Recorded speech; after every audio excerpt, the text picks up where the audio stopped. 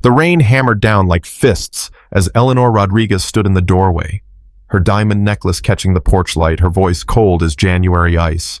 "Get out of my house, you piece of trash." Maya held her sleeping daughter tighter, felt her son's hand trembling in hers, and watched 2 garbage bags of their clothes hit the wet pavement. She didn't know that in 48 hours, a lawyer would find her with news that would make Eleanor's blood run cold. But first, she had to survive the night.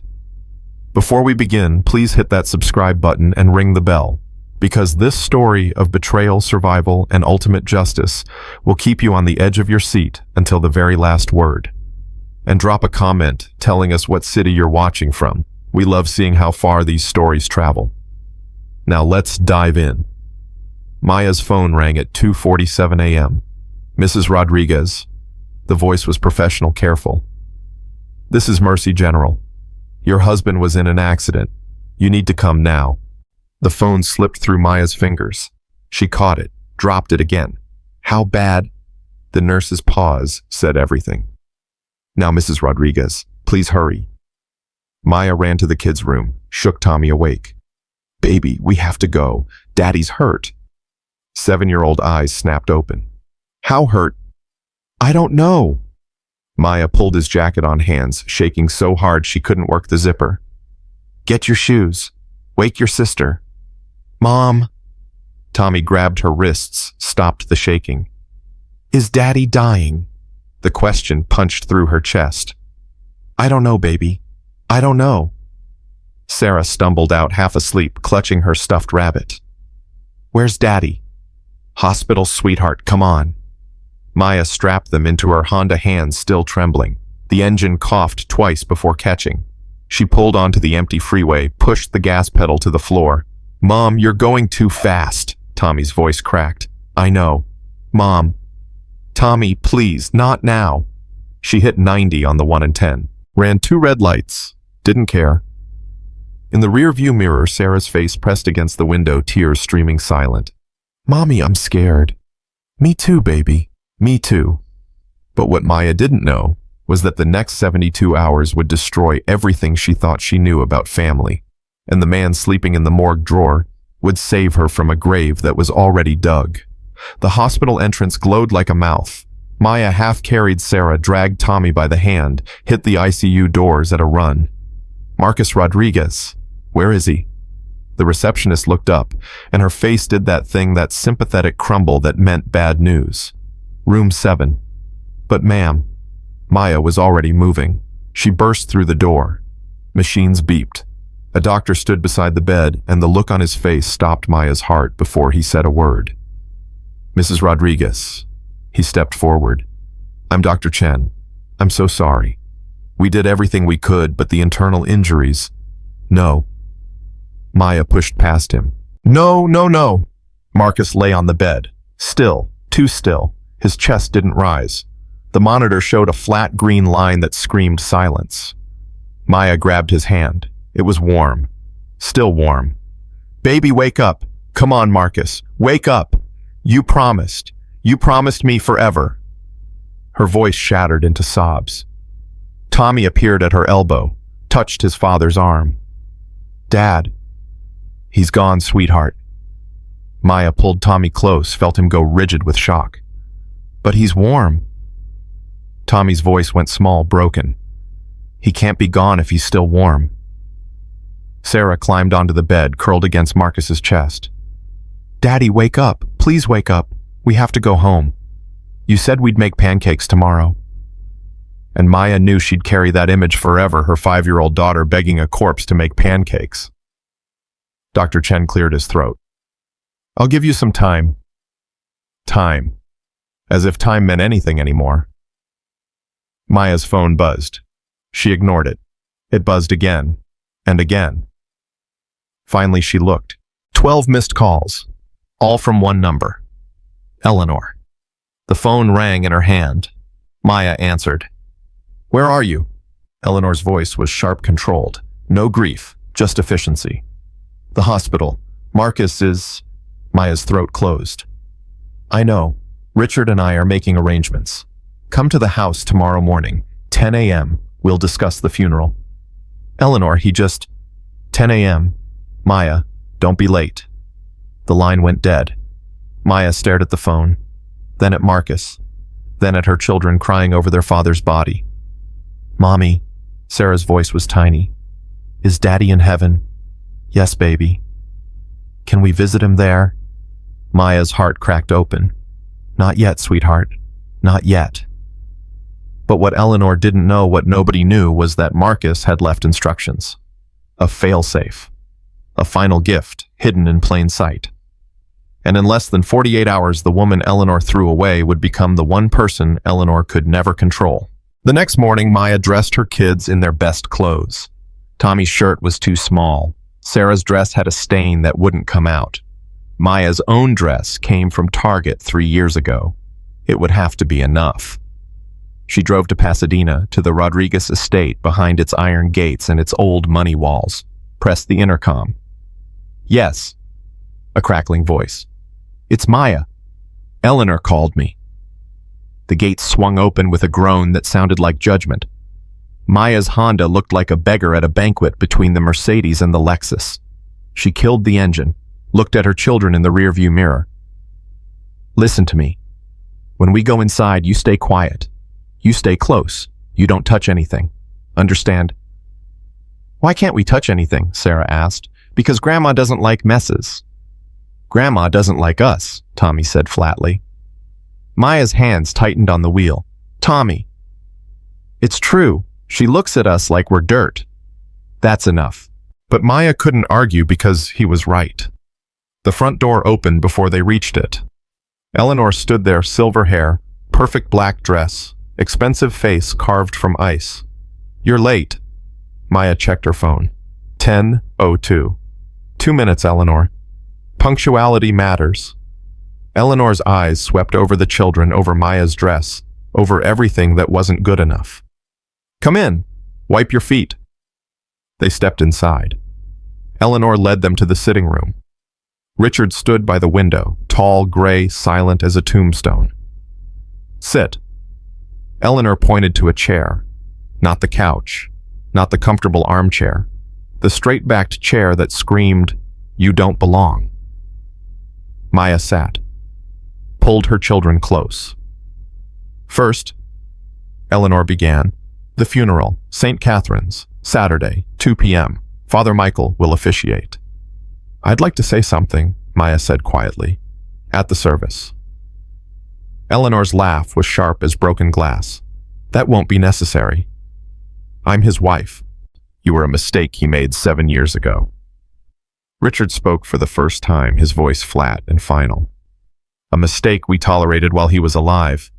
That tolerance ends now. Maya's pulse started to pound. What are you talking about? Eleanor leaned forward and her smile was a knife. Let's be clear about something, Maya. Marcus's life insurance, the policy Richard and I paid for, goes to his estate. The house in Eagle Rock was in his name. It will be sold. The children's trust will be managed by us until they're 18. That's our home. Was never yours. Eleanor's eyes glittered. You have 2 weeks to vacate. The room tilted. Maya gripped the chair arms. You're evicting us. We're reclaiming family property. Richard pulled an envelope from his jacket, dropped it on the coffee table. Eviction notice. Signed this morning. 14 days. Tommy's hand found Maya's, squeezed tight. You can't do this. Maya's voice shook. The kids grew up in that house. The kids, Eleanor interrupted, can stay. They're Rodriguez blood. They belong with us. We'll raise them properly. Private schools, trust funds, everything Marcus would have wanted. The words hit like a fist. No. Excuse me. Maya stood pulling her children with her. No, you're not taking my kids. Be reasonable. Richard's voice dropped to dangerous. What can you give them? You have no education, no career, no family. You worked as a mechanic for God's sake. You lived off Marcus's salary, our money.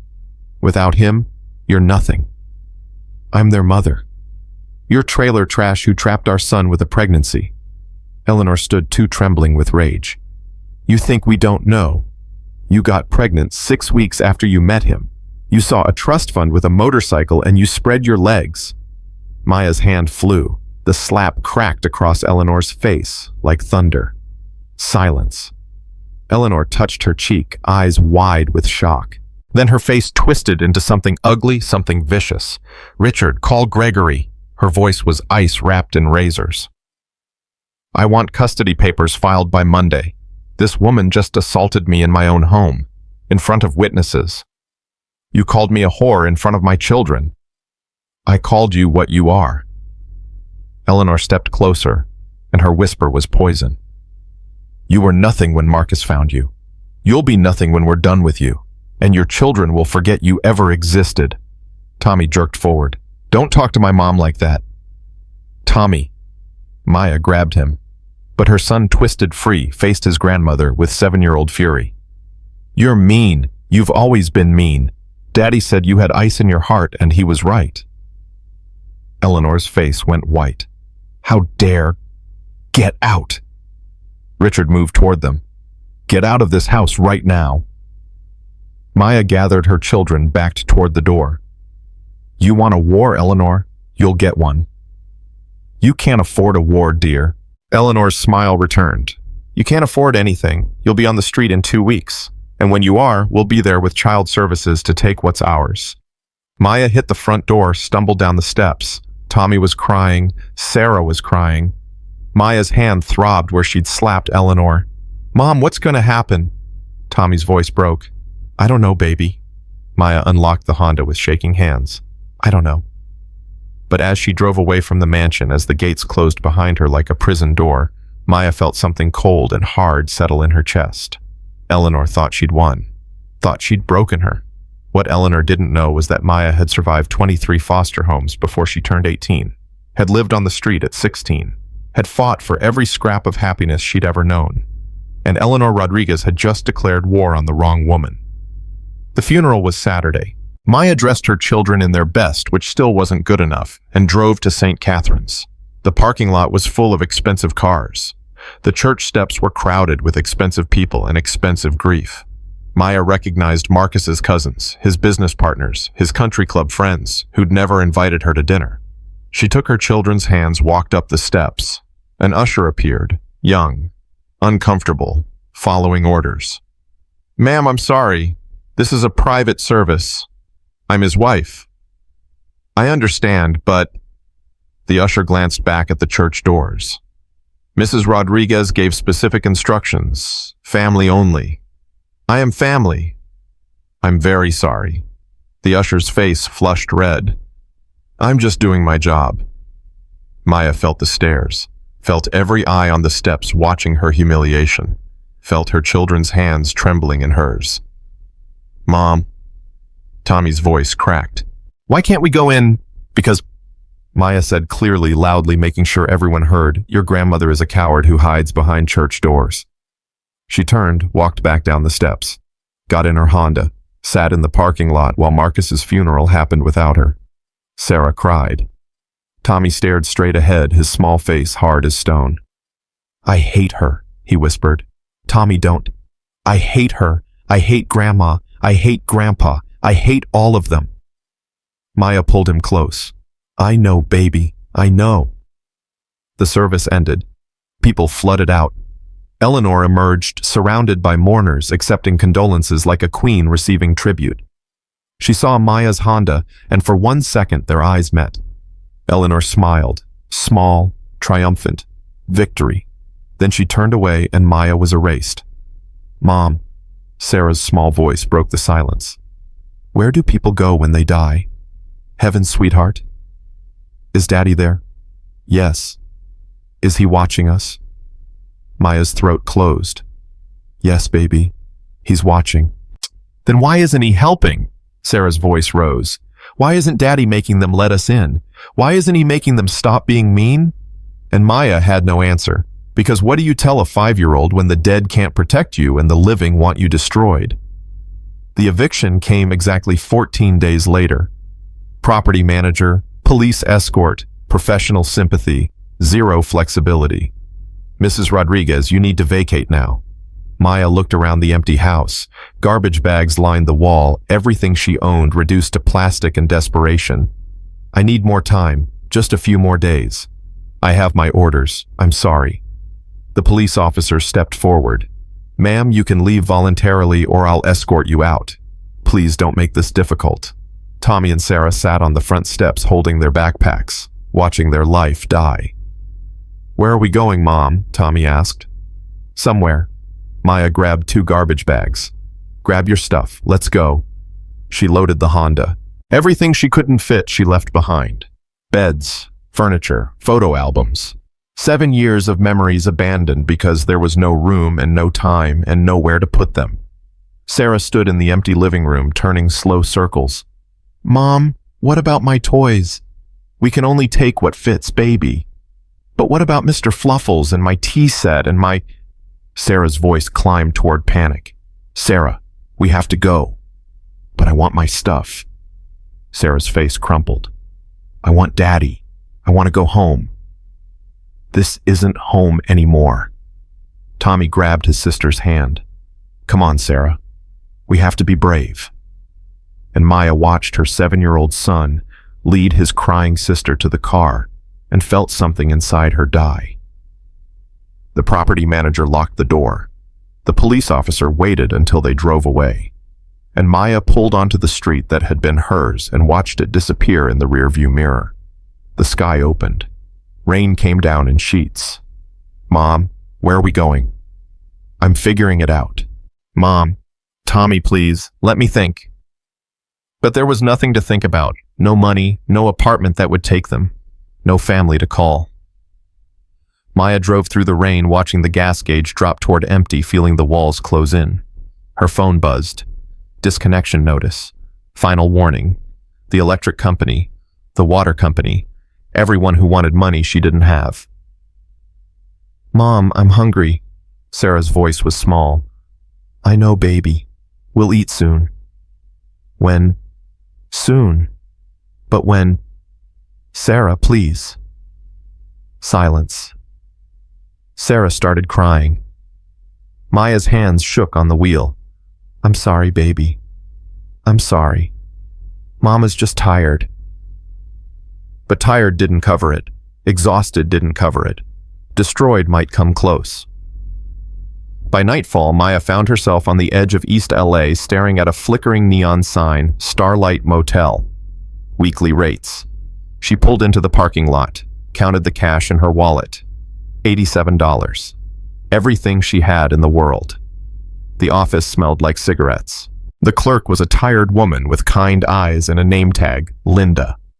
Help you. How much for a week? Linda looked at Maya, looked at the Honda with its garbage bags, looked at the 2 small faces pressed against the back window. 300. Maya's heart sank. I only have 87. Can I pay the rest tomorrow? I'm starting a job. The lie tasted like ash. Cash only, honey. No credit. But Linda's voice softened. I can do 2 nights for 80. After that, you're out unless you pay up. 2 nights. 48 hours to figure out how to keep her children off the street. Deal. The room was exactly what $87 bought. 1 bed, stained carpet, bathroom that smelled like mildew. But it had a lock. It had a roof. Mom, is this where we live now? Sarah asked. Just for a little while. Tommy sat on the bed, face blank, eyes empty. Maya recognized that look, shut down, protecting himself the only way he knew how. She ordered pizza with her last $20. They ate in silence. Rain hammered the window. The neon sign cast red and blue shadows across their faces. Mom. Tommy's voice was barely audible. What are we going to do? I'll figure it out. But what if you can't? Maya pulled him close. I will. I promise. You promised we wouldn't lose the house. The words hit like a punch, because he was right. She'd promised, and she'd failed. Tommy. It's okay, Mom. His voice was old, too old. I know you tried. That night, after the kids fell asleep, Maya sat in the bathroom with Marcus's leather jacket. It still smelled like him. Motor oil. Old Spice, everything that was gone. She pressed her face into the leather and let herself break. Cried silently, desperately, until she had nothing left. When she finally pulled away, something crinkled in the inside pocket. Frowning, Maya reached in, pulled out an envelope. Yellowed, sealed, her name written across the front in Marcus's handwriting. For Maya, open when you need me most. Her hands started shaking. This jacket, Marcus had worn it the day he died. She'd grabbed it from the hospital, held onto it through everything. And it had been carrying a message this whole time. Maya's fingers fumbled at the seal. She tore it open, pulled out a single sheet of paper. Marcus's handwriting filled the page. Maya, if you're reading this, I'm gone. And knowing my mother, you're probably homeless, broke, and fighting for our kids. Maya's breath caught. He'd known. He'd known exactly what Eleanor would do. I need you to trust me. I need you to be strong for just a little longer. In exactly 48 hours, a lawyer named Jonathan Whitmore will find you. Let him help. Don't ask questions until he explains everything. I'm sorry I had to do it this way. I wanted you to prove to yourself, not to anyone else, that you don't need money to be strong, that you don't need my family to survive, that you're worth more than they could ever understand. You are the strongest woman I've ever known. You are the best mother our children could have, and you are about to become something my mother never saw coming. Trust Whitmore. Trust yourself. And remember, I loved you from the first moment I saw you covered in engine grease, and I'll love you from wherever I am now. Forever, Marcus. P.S. The money was always yours. I just needed you to earn your strength before I gave you your freedom. Maya read it twice, 3 times. The words blurred through tears. A knock at the door made her jump. She shoved the letter in her pocket, wiped her face, cracked open the door. A man stood in the hallway.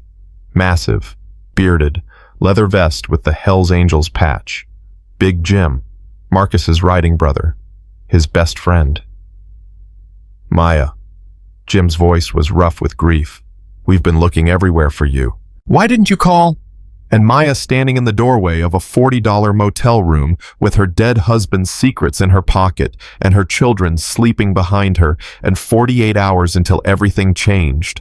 Maya started laughing. Not happy laughter, broken laughter, the kind that sounds like crying. Jim, she managed. You're not going to believe what just happened. Jim stepped inside, saw the room, saw the garbage bags, saw the kids on the bed. His face went hard. Who did this to you? Eleanor and Richard. They took everything. The house, the money, everything. Jim's hands clenched into fists. Where are they? Jim, no. Where are they? It doesn't matter. Maya pulled out Marcus's letter with shaking hands. Read this. Jim read. His face changed. What money? I don't know. But Marcus says a lawyer named Jonathan Whitmore will show up in 2 days. And you believe that? Maya looked at her children sleeping, looked at the garbage bags that held their entire life, looked at Big Jim standing in her motel room like a guardian angel in leather and fury. I have to, she whispered, because if Marcus was wrong, we're finished. Jim pulled out his phone. I'm calling the club. We'll find this Whitmore guy. And Maya, his eyes met hers. You're not alone. You never were. Jim, Marcus was my brother. That makes you family. And family doesn't let family sleep in places like this. He looked around the room, his face tight with anger. Pack your stuff. You're coming with me. I can't. I have no money for... Did I ask for money? Jim's voice was gentle. We take care of our own. Always have. Always will. Maya felt something crack open in her chest. Hope. Dangerous, terrifying hope. Thank you, she whispered. Don't thank me yet. Jim's smile was hard. Wait till you see what we do to people who hurt our family. Outside, the rain continued to fall. Inside, Maya held Marcus's letter and let herself believe for the first time in 2 weeks that maybe, just maybe, this wasn't the end. It was the beginning. And Eleanor Rodriguez, sleeping soundly in her mansion, had no idea that the woman she'd thrown away was about to become her worst nightmare. In 48 hours, everything would change. In 48 hours, the lawyer would come. And in 48 hours, Maya Rodriguez would discover that the husband who'd left her had given her something far more valuable than love. He'd given her power. But first, she had to survive 2 more days. And with the Hell's Angels at her back and her children depending on her and Marcus's words burning in her pocket, Maya made herself a promise. She would survive. She would fight. And when Eleanor Rodriguez finally realized what she'd lost, Maya would be standing on top of everything Eleanor had tried to destroy, looking down. The war had just begun, and Eleanor had no idea she'd already lost. Big Jim's motorcycle roared to life in the motel parking lot, and Maya felt something shift in her chest. Not hope exactly, but something close to it.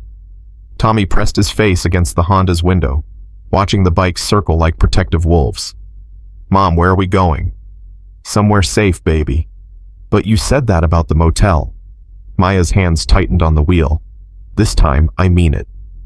She followed Jim's tail light through East LA, through neighborhoods that got progressively rougher until they pulled into a compound behind a chain-link fence. The sign read, "Jimmy's Auto Repair," but the dozen motorcycles parked out front told a different story. Jim killed his engine, walked back to Maya's window. "This is home base. Club owns the building. There's an apartment upstairs. Nothing fancy, but it's clean and it's free." "Jim, I can't." "You can and you will." His voice left no room for argument. "Marcus would have done the same for any of us. Now get your kids inside before they freeze." The apartment was small, 1 bedroom, a pull-out couch, a kitchen the size of a closet. But it was warm, it was dry, and when Sarah saw the bed with actual sheets, she burst into tears. "It's okay, sweetheart." Maya pulled her close. "We're okay now." But Tommy stood at the window staring down at the motorcycles below. "Mom, are these Daddy's friends?" "Yes, baby. The ones Grandma said were criminals." Maya's jaw clenched. "Your grandmother doesn't know what she's talking about. So they're not criminals. They're family. That's all that matters." Jim appeared in the doorway with blankets, pillows, and 3 bags of groceries. "Kids gotta eat. You too, Maya. When's the last time you had a real meal?"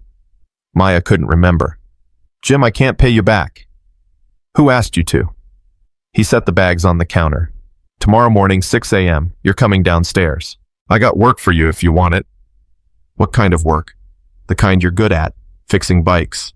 Cash under the table. No questions asked." Jim's eyes met hers. "Marcus told me you were the best mechanic he ever met. Time to prove it." After Jim left, Maya made mac and cheese from a box. Her children ate like they'd been starving, which she realized with a sick twist in her gut they had been. 2 days on 1 pizza. 2 days watching their mother try not to cry. "Mom," Tommy scraped his bowl clean. "Is Daddy really watching us from heaven?" "Yes." "Then he knows we're here with his friends." "I think so, baby." Tommy's face crumpled. "I miss him. I miss him so much it hurts." Maya pulled both children into her lap, felt them shake with tears, and let herself cry with them. For Marcus. For everything they'd lost. For everything Eleanor had taken. But what Eleanor didn't know, what she couldn't possibly imagine, was that throwing Maya out wasn't destroying her. It was forging her into something harder, sharper, and far more dangerous. Morning came fast. Maya woke to Tommy shaking her shoulder. "Mom, someone's knocking." She stumbled to the door, opened it. Big Jim stood there with coffee and a grease-stained work shirt. 6 a.m., you're late." "Jim, the kids." "Stella's watching them. She's downstairs making breakfast." Jim held out the shirt. "You want the job or not?" Maya took the shirt. "What's the pay?" $15 an hour, cash. Work as many hours as you can handle." $15 an hour. Maya did the math.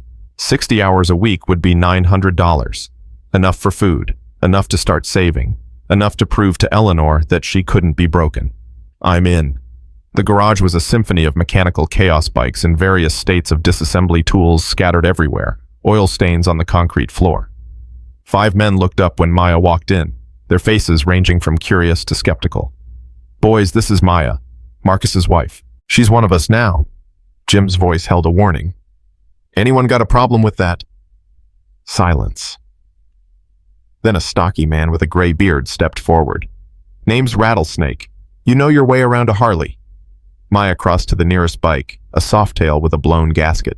She knelt, ran her hands over the engine, listened to the silence where the heartbeat should be. "Gasket's shot. Probably took the head with it.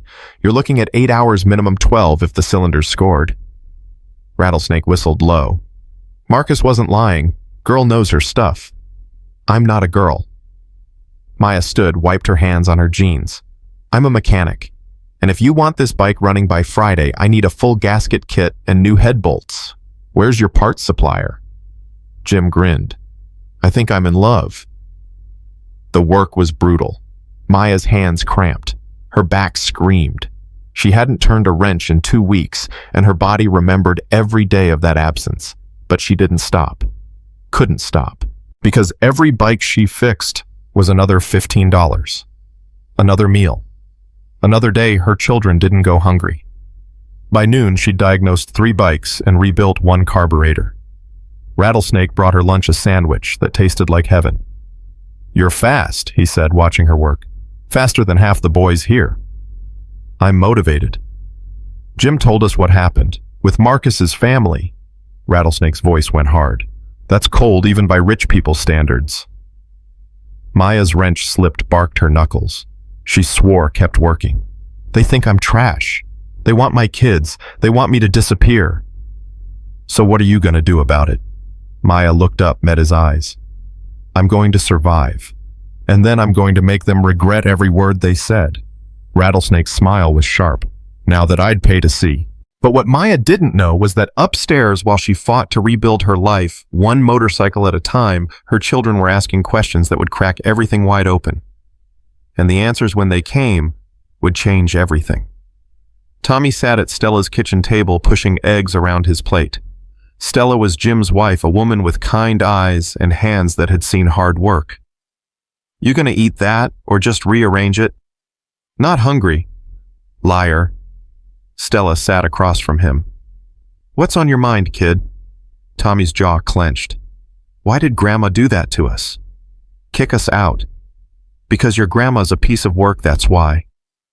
"But we're her family. Doesn't she love us?" Stella's face softened. "Some people love things more than people. Money, status, being right. Your grandma's one of those people."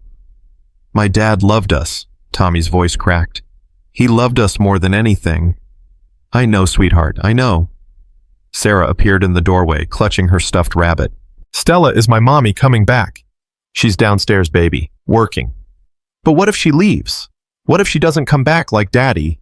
And Stella pulled both children close, felt them tremble with fear they were too young to carry, and made a silent promise that wherever this family landed, they wouldn't land alone. Downstairs, Maya was 3 bikes deep when her phone rang. Unknown number. She almost didn't answer, but something instinct desperation. Marcus's letter burning in her pocket made her pick up. "Hello?" "Mrs. Rodriguez." A man's voice, professional and careful. "My name is Jonathan Whitmore. I'm an attorney. I believe your husband left you a letter mentioning me." Maya's heart stopped. "Who is this?" "I'm the executor of Marcus Rodriguez's private estate.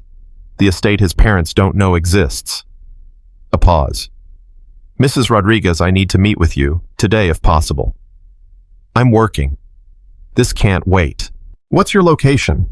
Maya rattled off the address, her hands shaking so hard she nearly dropped the phone. "I'll be there in 40 minutes. Whitmore's voice softened. "Mrs. Rodriguez, your husband left very specific instructions. Instructions that are about to change your life." The line went dead. Maya stood frozen, the phone still pressed to her ear. Around her, the garage hummed with activity, wrenches clanging, engines roaring, men shouting over the noise. But all she could hear was Marcus's voice from the letter. "The money was always yours. I just needed you to earn your strength before I gave you your freedom." Maya. Jim appeared at her elbow. You okay? You look like you've seen a ghost. The lawyer. Her voice came out strangled. He just called. He's coming here. Jim's eyes widened. Whitmore. You know him. Know of him. Big-time attorney, downtown LA. The kind that charges $1,000 an hour. Jim grabbed her shoulders. Maya, what did Marcus tell you? That there's money. That I need to trust Whitmore. That everything's about to change. Maya's legs felt weak. Jim, what if it's real? What if Marcus actually left me something? Then Eleanor Rodriguez is about to have a very bad day. Jim's smile was fierce. Come on, let's get you cleaned up before he gets here. But what neither of them knew was that Eleanor was already having a bad day, because that morning her lawyer had called with news that made her blood run cold. And by the time Whitmore's Mercedes pulled into the garage parking lot, Eleanor was making phone calls that would start a war neither woman was prepared to fight. Whitmore stepped out of his car, looking exactly like a man who charged $1,000 an hour.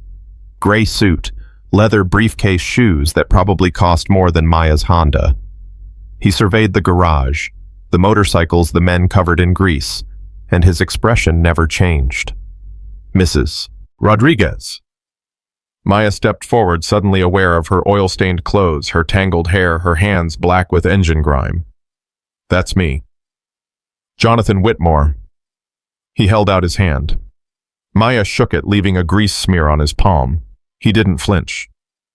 Is there somewhere we can talk privately? Jim led them to a back office, small, cluttered, but quiet. Whitmore set his briefcase on the desk, opened it with a soft click. Mrs. Rodriguez, I'm going to be direct. Your husband Marcus came to me 3 years ago with concerns about his parents.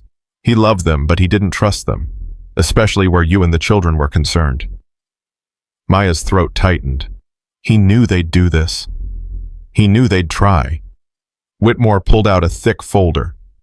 Marcus spent 3 years quietly moving assets into offshore accounts, real estate investments, stock portfolios, cryptocurrency, all of it completely separate from his parents' reach. Maya's head spun. How much?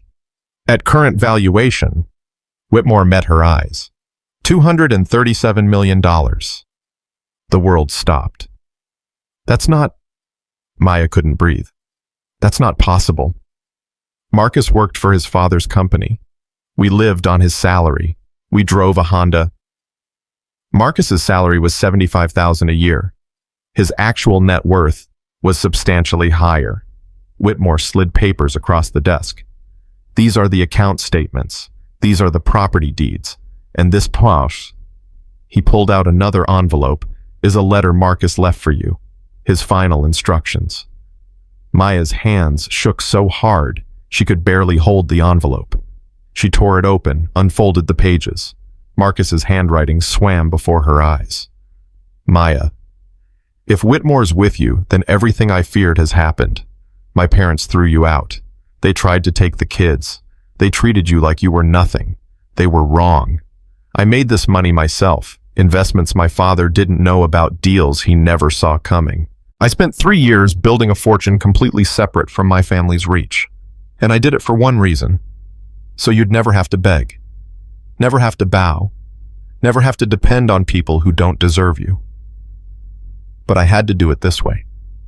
I had to let you hit bottom first. Because I needed you to know, really know that your worth has nothing to do with money. That you're strong enough to survive without it. That Eleanor throwing you out didn't break you. It freed you. Now take this money and build the life you deserve. Put the kids in the best schools. Start that business you always talked about. Travel. Live. Be happy. And when my mother realizes what she lost, when she sees you standing tall with everything she tried to destroy, don't gloat. Don't rub it in. Just smile and walk away. Because the best revenge isn't hurting them. It's being so happy they can't touch you. I love you. I loved you from the moment I saw you covered in engine grease, and I'll love you forever. You're free now, baby. Go fly. Marcus Maya read it twice, 3 times. Tears dripped onto the paper, smearing the ink. Mrs. Rodriguez. Whitmore's voice was gentle. I know this is overwhelming. Overwhelming. Maya laughed, and it came out half sob. Jonathan, 2 days ago, I was homeless. Yesterday, I was fixing motorcycles for $15 an hour. Today, you're telling me I'm worth $200 million. $237 million. And yes, that's exactly what I'm telling you. Maya paced the tiny office, her mind racing. Eleanor doesn't know. No one knows except me, you, and now your friends here. Whitmore leaned forward. Mrs. Rodriguez, I need to be clear about something. This money is yours. Legally, completely, irrevocably yours. Marcus structured it so his parents can't touch it, can't contest it, can't even prove it exists unless you choose to reveal it. So I could just... Maya's voice caught. I could just take the kids and disappear, start over somewhere they'd never find us. You could do exactly that. But Foster's... Whitmore's smile was thin. But Marcus knew you better than that. He knew you wouldn't run. He knew you'd stay and fight. He knew you'd want Eleanor to see exactly what she threw away. Maya sank into the chair, her mind spinning with possibilities. $200 million. Financial freedom. Security. Power. Everything Eleanor had tried to steal, handed back 100-fold. What do I do? She whispered. Whatever you want. Whitmore pulled out business cards, account numbers, access codes. These accounts are active. You can access them immediately. I'd recommend starting small, pay off any debt, secure housing, get the children stable. Then we can discuss long-term strategy. Long-term strategy. Maya laughed again, sharper this time. You mean revenge. I mean justice. Whitmore's eyes glinted. There's a difference. A knock at the door made them both jump. Jim stuck his head in. Maya, sorry to interrupt, but Stella just called. Some woman's at the apartment asking for you. Says she's from child services. Maya's blood turned to ice. Eleanor. She's making her move. Whitmore stood, snapped his briefcase shut. Mrs. Rodriguez, I need to ask you something, and I need you to answer honestly. Do you want to win, or do you want to destroy? What's the difference? Winning means you take back your life, protect your children, and prove Eleanor wrong. Destroying means you grind Eleanor into dust and salt the earth behind you. Whitmore's smile was razor sharp. Both are possible, both are legal, but only one lets you sleep at night. Maya thought about Eleanor's smile at the funeral, thought about the eviction notice, thought about Tommy's voice asking why Grandma didn't love them. I want to win, she said quietly, but I want Eleanor to watch every second of it. Then let's go make sure child services has nothing to report. Whitmore headed for the door. And Mrs. Rodriguez, don't mention the money. Not yet. Let them think you're still struggling. Let them think they've won. Why? Whitmore's smile widened. Because the fall is so much harder when you think you're standing on solid ground. They ran upstairs. Maya burst into the apartment to find a woman in a gray suit sitting across from her children, clipboard in hand, asking questions in that professionally sympathetic voice that made Maya's skin crawl. And when did you last have a proper meal? This morning, Tommy said flatly. Eggs and toast. Stella made them. Stella being my friend, Maya said from the doorway. The caseworker jumped. Can I help you? Mrs. Rodriguez, I'm Jennifer Ashford, Child Protective Services. We received a report of child neglect. From who? But Maya already knew. I'm not at liberty to say, but the report alleges that you're currently homeless, unemployed, and unable to provide basic necessities for your children.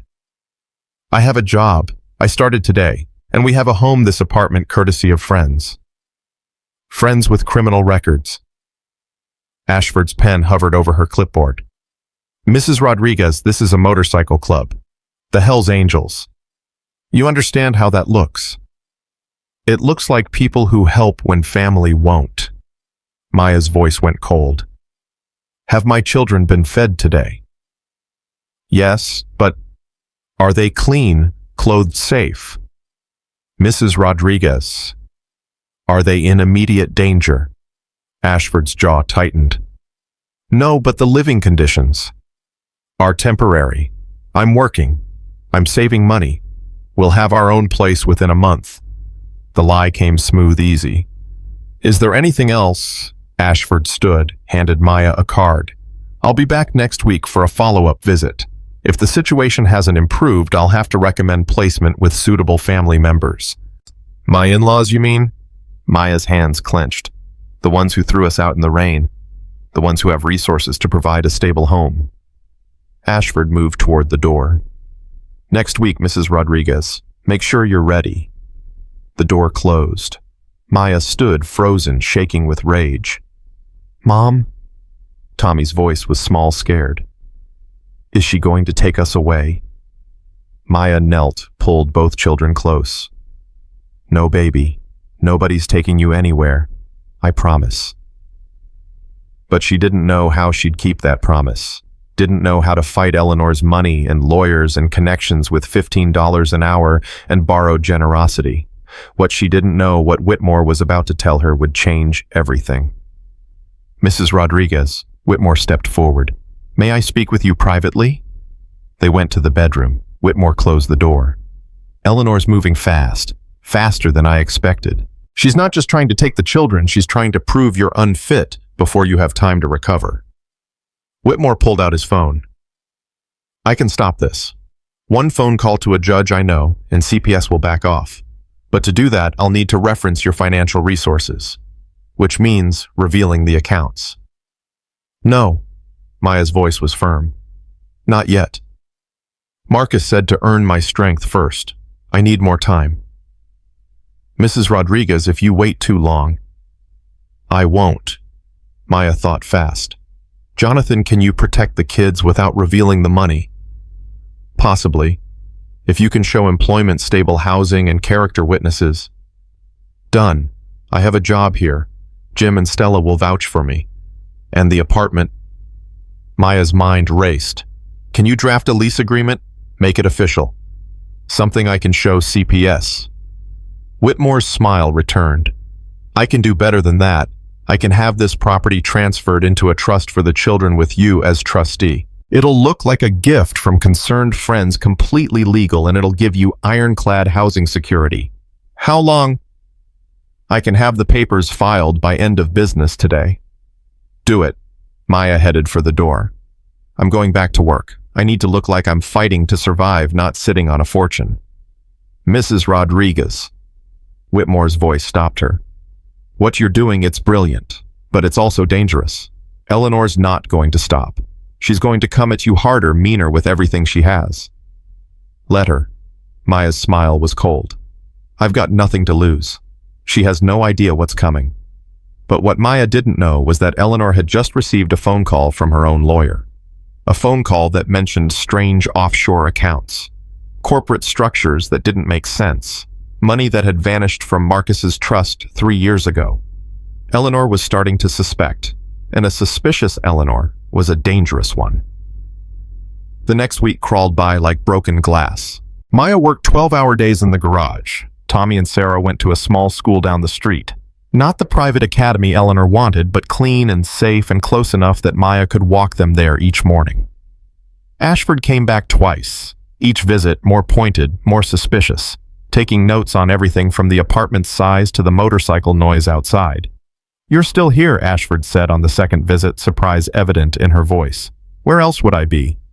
Most women in your position would have taken the grandparents' offer. Financial security, stable home, good schools. Most women aren't me. Maya handed over her pay stubs forged by Whitmore to show double what she actually made. My children are staying with me. Ashford studied the pay stubs, frowning. This is very impressive for someone who just started. I'm good at my job. And the apartment, you're saying you can afford this on a mechanic's salary. The owners are giving me a deal, as a favor. How convenient. Ashford's pen scratched across her clipboard. Mrs. Rodriguez, I'm going to be honest. Your in-laws have filed for emergency custody. There's a hearing scheduled for Friday. You'll need to appear with legal representation. Maya's stomach dropped. Friday. That's 3 days. I know. I'm sorry. but the judge granted the emergency petition based on the circumstances of your husband's death and the subsequent housing instability. Ashford's face softened slightly. Get a lawyer, a good one, because the Rodriguez family is coming with everything they have. After Ashford left, Maya called Whitmore. They're escalating, she said without preamble. Custody hearing Friday. What do we do? We fight. Whitmore's voice was calm. I'll represent you, and Maya. It's time to start showing our hand. Not all of it, just enough to make Eleanor nervous. What do you mean? Show up to court in a good suit. Hair done. Professional. Let her see that you're not broken. Let her wonder where you got the money to pull yourself together. You want me to look successful, but not too successful. Exactly. Plant the seed. Let Eleanor's paranoia do the rest. Maya hung up, stared at her reflection in the bathroom mirror. Grease under her nails, exhaustion in her eyes. 2 weeks ago, she'd been sleeping in a $40 motel room. Now she was about to walk into court and fight for her children against the full force of the Rodriguez family fortune. Mom, Tommy appeared in the doorway. I heard you on the phone. Are we going to lose? Maya turned, pulled him close. No, baby, we're going to win. How do you know? Because I'm your mother, and mothers don't lose when it comes to their children. But even as she said it, Maya felt the weight of the lie. Because plenty of mothers lost. Plenty of mothers watched courts take their children and hand them to people with more money, more power, more connections. What Eleanor didn't know, what nobody knew except Whitmore, was that Maya had already started moving pieces on a chessboard Eleanor couldn't see. And by the time Friday came, the board would look very different than Eleanor expected. Friday morning dawned cold and gray. Maya put on the suit Whitmore had delivered, black, professional, expensive enough to raise eyebrows, but not so expensive as to raise questions. She braided her hair, put on makeup, looked in the mirror, and barely recognized herself. You look pretty, Mommy, Sarah said softly. Thank you, baby. Are you scared? Maya knelt, looked her daughter in the eyes. Terrified. But I'm going anyway. That's what brave means, being scared and doing it anyway. Tommy hugged her tight. Bring us home, Mom. I will. I promise. The courthouse looked like a mausoleum, all gray stone and harsh fluorescent lights. Maya walked in with Whitmore at her side. His briefcase heavy with documents Eleanor didn't know existed. Eleanor was already there. Gray suit, diamond earrings.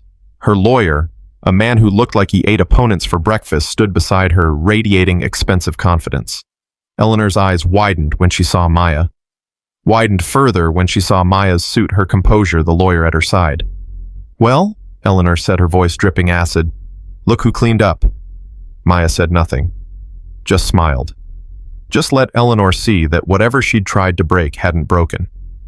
All rise for the Honorable Judge Patricia Brennan. The judge entered, middle-aged, sharp-eyed, no-nonsense. She sat, opened the file, looked up. I've reviewed the emergency petition. Mrs. Eleanor Rodriguez, you're seeking custody of your 2 grandchildren on grounds that their mother is incapable of providing adequate care. Is that correct? Yes, Your Honor. Eleanor's lawyer stood. We have documentation showing Mrs. Maya Rodriguez has been homeless, unemployed, and living in unstable conditions with known criminals. Objection. Whitmore rose smoothly. Inflammatory characterization. My client has secure employment and housing. Secure? Eleanor's lawyer scoffed. She's living above a motorcycle clubhouse. She's living in an apartment owned by a property trust established for her children's benefit. Whitmore produced documents. Here's the trust deed, the lease agreement, and pay stubs showing consistent employment at $15 per hour, 40 hours weekly. The judge studied the papers. This seems adequate. Mrs. Rodriguez, you're employed and housed. What's the basis for this emergency petition? Eleanor's lawyer shifted. Your Honor, the respondent's husband died 2 weeks ago. She was evicted from the family home. She has no support system. She has the Hells Angels, Whitmore interrupted. A motorcycle club that has provided housing, employment, childcare, and emotional support during her time of crisis. the same support the petitioners refused to provide. Eleanor stood trembling. Your Honor, I offered to take the children. You offered to take the children and discard the mother. Whitmore's voice cut like a blade. You evicted Mrs. Rodriguez from her home, banned her from her husband's funeral, treated her like trash, and now you want the court to reward that behavior by giving you custody. The judge's expression hardened. Mrs. Rodriguez the elder. Mrs. Rodriguez, is this accurate? Eleanor's face went white. We offered to provide for the children. Did you evict the mother? Silence. Did you ban her from the funeral? More silence. Judge Brennan set down her pen. I'm denying the emergency petition. Mrs. Maya Rodriguez retains full custody. However, she looked at Maya. I'm ordering a home study to be completed within 30 days. If conditions are found inadequate, we'll revisit this issue. The gavel came down. Eleanor's face went from white to red to purple. This isn't over, she hissed as they passed in the aisle. I will get those children. I will prove you're unfit, and when I do, you'll wish you'd taken my offer when you had the chance. Maya stopped, turned, looked Eleanor dead in the eyes. Try harder, because so far all you've proven is that you're a bully who can't stand losing. She walked out with her head high and Eleanor's fury burning holes in her back. In the parking lot, Whitmore handed her an envelope. Maya, it's time. You've earned your strength. Marcus would be proud. Now it's time to stop hiding. Maya opened the envelope. Account access codes, property deeds, investment portfolios, $237 million waiting for her command. What do I do first? Whitmore's smile was sharp as broken glass. You start living, and you let Eleanor watch. And for the first time in 2 weeks, for the first time since Marcus died, Maya felt something shift inside her. Not grief, not fear, power. The war was just beginning, but Maya had just won the first battle, and Eleanor Rodriguez was about to learn a very expensive lesson about underestimating women who'd already lost everything. Maya sat in Whitmore's Mercedes outside the courthouse, staring at the account numbers in her hands. Her fingers traced the digits numbers so large they stopped making sense after the first few zeros. I don't know how to do this, she whispered. Whitmore started the engine. You don't have to know. That's what I'm here for. But Maya, I need you to understand something. This money isn't just freedom. It's responsibility. It's power. And power without purpose destroys people. What's that supposed to mean? It means you need to decide who you want to be. Rich and bitter, or rich and free. Whitmore pulled into traffic. Marcus gave you a gift. Don't waste it on revenge. But Maya was barely listening. Her mind raced with possibilities, each one more intoxicating than the last. She could buy a mansion, could hire the best lawyers, could destroy Eleanor the same way Eleanor had tried to destroy her. Take me to a bank, she said suddenly. I want to see it. I need to see that it's real. Maya. Now, Jonathan, please. Whitmore sighed, changed lanes, headed downtown. 20 minutes later, they pulled up to a gleaming tower of glass and steel. First National Private Banking. The kind of place where regular people didn't walk through the front door. Inside, a woman in a perfect suit greeted them. Mr. Whitmore, we've been expecting you. And this must be Mrs. Rodriguez. Maya nodded, suddenly aware of how out of place she felt despite her borrowed confidence. Right this way, please. They were led to a private office where a man with silver hair and a warm smile stood waiting. Mrs. Rodriguez, I'm Daniel Chen, your private wealth manager. Marcus set this up 3 years ago. We've been managing the portfolio according to his instructions, waiting for this day. You knew. Maya's voice cracked. You knew he was going to die. No. Chen's face softened. But Marcus knew his parents. He knew what they'd try to do, and he wanted you protected. Chen opened a laptop, turned it toward Maya. On the screen, columns of numbers scrolled past.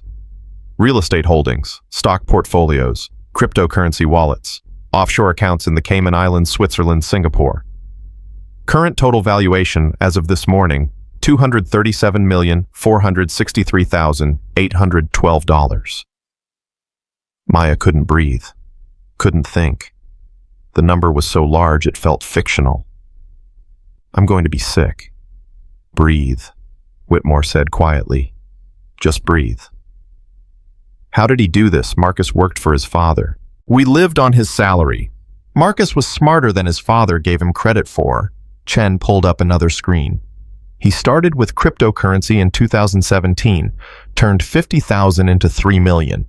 Then he moved into tech stocks before the boom, made another 20 million. Then real estate, he bought properties in Austin, Nashville, Phoenix right before they exploded. The wealth compounded. And his parents never knew. They thought he was wasting time on hobbies. By the time they realized he was building something, it was too late to stop him. Chen leaned forward. Mrs. Rodriguez, your husband was a financial genius. And he built this empire for one reason, to make sure you'd never be powerless. Maya paced the office, her hands shaking. I need air. I need to think. Maya, sit down. Whitmore's voice was firm. You need to hear the rest. There's more. Chen pulled out a thick folder. Marcus left detailed instructions. He didn't want you to just have money. He wanted you to build something meaningful with it. Something that would honor his memory and protect others from what you went through. What kind of something? Chen opened the folder. Inside pages of Marcus's handwriting. Plans. Dreams. A blueprint for the future he wouldn't live to see.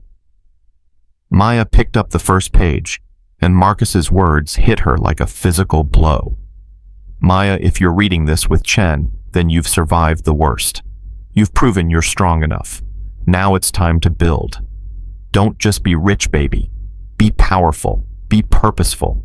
Use this money to create something that matters. Start a foundation. Fund trade schools for foster kids. Kids like you who aged out of the system with nothing. Create housing for single mothers. Support biker clubs that help veterans. Build the world we always talked about building together. And when Eleanor sees what you've become, when she realizes that throwing you out was the biggest mistake of her life, don't gloat. Don't rub it in. Just smile and keep building. Because the best revenge isn't destruction. It's creation. I love you. Build something beautiful. Marcus' tears dripped onto the paper, smearing the ink. Maya read it again. And again. Each word felt like Marcus speaking directly to her soul. He wanted me to start a foundation. He set aside 50 million for it. Chen produced more documents. The Marcus Rodriguez Foundation, already established, already funded, waiting for you to take the helm. $50 million. Maya's voice sounded distant, strange. For foster kids and single mothers. And biker clubs that help veterans. And trade schools. And anything else you think matters. Chen's smile was genuine. Mrs. Rodriguez, your husband gave you the tools. What you build with them is up to you. Maya looked at Whitmore. What do I do first? You go home to your children. You sit with this for 24 hours. You let it sink in. Whitmore stood. And then when you're ready, we start building the life Marcus dreamed of for you. But what Maya didn't know was that while she was learning about Marcus's legacy, Eleanor was making phone calls that would set off a chain reaction neither woman could control. And by tomorrow morning, the gloves would be completely off. Maya returned to the apartment above the garage as the sun set. Tommy and Sarah rushed her the moment she walked in. Did we win? Tommy's eyes were wide, terrified. We won, baby. You're staying with me. Sarah burst into tears. I thought they were going to take us away. I thought we'd have to live with Grandma and never see you again. Maya pulled both children close, felt them shake with relief. Nobody's taking you anywhere. You're mine. You'll always be mine. That night after the kids fell asleep, Maya sat at the tiny kitchen table with Marcus's letters spread before her. She read them by lamplight, tracing his handwriting with her fingers, feeling the weight of his love and his faith, and his impossible expectations. Build something beautiful. A knock at the door startled her. She opened it to find Big Jim, his face grim. We need to talk. What's wrong? Jim stepped inside, closed the door. Words out. About the custody hearing. About how you showed up looking like money. Eleanor's asking questions, lots of questions. Maya's stomach clenched. How do you know? Because she sent someone here. Private investigator, taking pictures, asking around about you, about the club, about where you got the money for a lawyer like Whitmore. How much does she know? Not much. Yet. But she's digging. And Maya. Jim's eyes held a warning. Rich people don't like mysteries, especially when those mysteries involve money they think should be theirs. Maya sank into a chair. Marcus wanted me to wait, to build my strength first. But Eleanor's not going to give me time. So don't give her time to figure it out. Move first. Hit hard. Make your play before she makes hers. What kind of play? Jim's smile was sharp. The kind that reminds Eleanor Rodriguez that she's not the only one with power anymore. But before Maya could respond, her phone rang. Unknown number. She answered. Mrs. Rodriguez. A woman's voice, crisp and professional. This is Amanda Sterling from the Los Angeles Times. I'm working on a story about Marcus Rodriguez and his family. I'd love to get your perspective. Maya's blood went cold. How did you get this number? Mrs. Rodriguez, there are some interesting discrepancies in your late husband's financial records. Offshore accounts, shell companies, millions of dollars that don't appear in his parents' estate. Do you have any comment? No comment. Maya hung up her hands, shaking. The phone rang again immediately. Different number. She didn't answer. It rang 5 more times in rapid succession. Then her email started chiming. Voicemails piled up. What's happening? Maya looked at Jim, panic rising. Eleanor's making her move. She leaked the story to the press. She wants to force your hand, make you go public before you're ready. Jim grabbed his own phone. I'm calling Whitmore. We need damage control. Now. But Maya was already thinking 3 steps ahead. Eleanor wanted a war. She'd get one. But not the war she expected. Maya picked up her phone, called Whitmore. Jonathan, how fast can you set up a press conference? Maya, that's not advisable. How fast? A pause. 48 hours. Maybe less. Why? Because Eleanor just declared war, and I'm done playing defense. Maya's voice went hard. Set it up. Downtown. Make it big. I'm going public. Maya, think about this. I've thought about nothing else. Marcus said to build something beautiful. So that's what I'm doing. Tomorrow morning, I'm announcing the Marcus Rodriguez Foundation. $50 million for foster kids, single mothers, and veterans. And I'm doing it before Eleanor can control the narrative. Whitmore was silent for a long moment. You're sure? I'm sure. Then I'll make the calls. But Maya, once you do this, there's no going back. Your life will never be private again. Good. I'm done hiding. Maya hung up, looked at Jim. Can you watch the kids tomorrow? This is going to get ugly. Maya, what are you doing? What Marcus always knew I could do. I'm taking back my life. The next morning, Maya woke at dawn. She showered dressed in the same suit from court, braided her hair with hands that didn't shake anymore. In the mirror, she saw a different woman than the one who'd been thrown out in the rain 3 weeks ago. Harder, stronger, dangerous. Whitmore picked her up at 8. The press conference is set for 10. I've sent preliminary announcements to every major outlet in LA. We're expecting significant coverage. And Eleanor?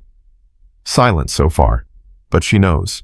Her lawyer called me 20 minutes ago demanding we cancel. What did you tell him? Whitmore's smile was cold. I told him to tune in at 10 like everyone else. The press conference was held at the Millennium Biltmore, the kind of hotel where power players made deals and destroyed careers. Maya walked into the conference room to find 50 reporters, a dozen cameras, and a podium with a microphone that suddenly seemed very far away. You ready? Whitmore whispered. Maya thought about Marcus, about Tommy and Sarah, about Eleanor's smile at the funeral, about every moment she'd been treated like trash by people who'd never worked a day in their lives. I'm ready. She walked to the podium. The room fell silent. My name is Maya Rodriguez. 3 weeks ago, my husband Marcus died in a motorcycle accident. The day after his funeral, a funeral I wasn't allowed to attend, his parents evicted me and my 2 small children from our home. They threw us out with 2 garbage bags of clothes and $87. They told me I was trash, that I'd trapped their son, that my children would be better off without me. The cameras flashed, reporters scribbled notes. Maya's voice never wavered. What Marcus's parents didn't know was that my husband had spent 3 years building a private fortune completely separate from his family's wealth. And he left it all to me. Not because he wanted me to be rich, but because he wanted me to be free. She paused, let that sink in. Today, I'm announcing the establishment of the Marcus Rodriguez Foundation. We're launching with $50 million in funding dedicated to supporting foster youth aging out of the system, single mothers facing homelessness, and veterans transitioning to civilian life. We'll fund trade schools, housing programs, mental health services, and job placement. More flashes, more scribbling. I'm doing this because Marcus believed that wealth without purpose is meaningless. Because I know what it's like to have nothing. And because I refuse to let my husband's legacy be defined by the people who rejected him for loving me. A reporter's hand shot up. Mrs. Rodriguez, what do you say to those who claim you're exploiting your husband's death for publicity? Maya met the reporter's eyes. I'd say they should ask themselves why a woman needs to exploit anything when she's sitting on $200 million. The room exploded. Questions shouted from every direction. Cameras swarmed, but Maya just smiled, stepped away from the podium, and let Whitmore handle the chaos. She walked out of the conference room feeling lighter than she had in weeks. The truth was out. The war was open. And Eleanor Rodriguez had no idea what she'd just unleashed. Maya's phone exploded before she reached the car. Text messages, voicemails, emails, some supportive, some vicious, some from numbers she didn't recognize. Then one from Eleanor. You'll regret this. Maya typed back, I regret nothing. See you soon. She hit send, blocked the number, and climbed into Whitmore's Mercedes. That was extraordinary, Whitmore said, pulling into traffic. Brutal, honest, and utterly devastating. Eleanor's going to lose her mind. Good, let her. Maya, you understand what you just did. You declared war on one of the wealthiest families in Los Angeles. They have lawyers, connections, power. And I have $200 million and nothing left to lose. Maya's smile was sharp. Jonathan, the difference between Eleanor and me is simple. She's afraid of losing what she has. I've already lost everything that mattered. That makes me far more dangerous. But what Maya didn't know was that Eleanor was already moving pieces on a chessboard Maya couldn't see. And by tomorrow morning, the game would change in ways neither woman expected. That afternoon, Maya returned to the apartment to find Tommy and Sarah glued to the television. Her own face stared back from the screen, the press conference playing on repeat across every news channel. Mom, you're on TV. Sarah's eyes were wide. I see that baby. They're calling you brave. Tommy's voice was quiet, awed. They're saying you stood up to Grandma. Maya sat between her children, pulled them close. Does that scare you? No. Tommy leaned into her. It makes me proud. Sarah nodded. Daddy would be proud too. And Maya felt tears sting her eyes because Marcus was proud. She could feel it, could feel him watching from wherever he was, smiling at the woman who'd survived his death and his mother's cruelty and come out stronger on the other side. What happens now? Tommy asked. Now we build something beautiful. Maya kissed his forehead. Something your daddy dreamed about. Something that helps people who need it. Like us. Like us. Like everyone who's ever been thrown away. That night after the kids slept, Maya sat at the kitchen table with Whitmore's notes spread before her. Foundation bylaws, mission statements, program proposals, the blueprint for everything Marcus had dreamed of. Her phone rang. Unknown number. She almost didn't answer. But something made her pick up. Maya Rodriguez. A man's voice, older, uncertain. Who is this? My name is Robert Chen. I saw your press conference today. I'm a foster parent. Have been for 20 years. His voice cracked. What you said about kids aging out with nothing, my son aged out last year. He's homeless now, sleeping in his car. Can't find work because he has no address, no references, nobody to vouch for him. Maya's throat tightened. I'm sorry. Don't be sorry. Help him. Help all of them. Robert's voice strengthened. You have the money. You have the platform. So use it. Build what you promised, because there are thousands of kids like my son out there and they're drowning. I will. I promise. Good. Because Marcus believed in you. And now we all do too. The line clicked dead. Maya sat in the silence, feeling the weight of those words. We all do too. Not just Marcus, not just her children, but strangers. People she'd never meet. People who needed what she could build. Build something beautiful. She picked up her pen and started writing. Program names, budget allocations, cities to target first. Los Angeles, Phoenix, Nashville, Austin. Everywhere Marcus's investments had grown, they'd plant seeds of change. By dawn, she had 15 pages of notes. By the time Whitmore arrived at 9, she had a full proposal. This is ambitious, he said, reading through it. Trade schools in 6 cities. Transitional housing for 200 families. Mental health services. Job placement programs.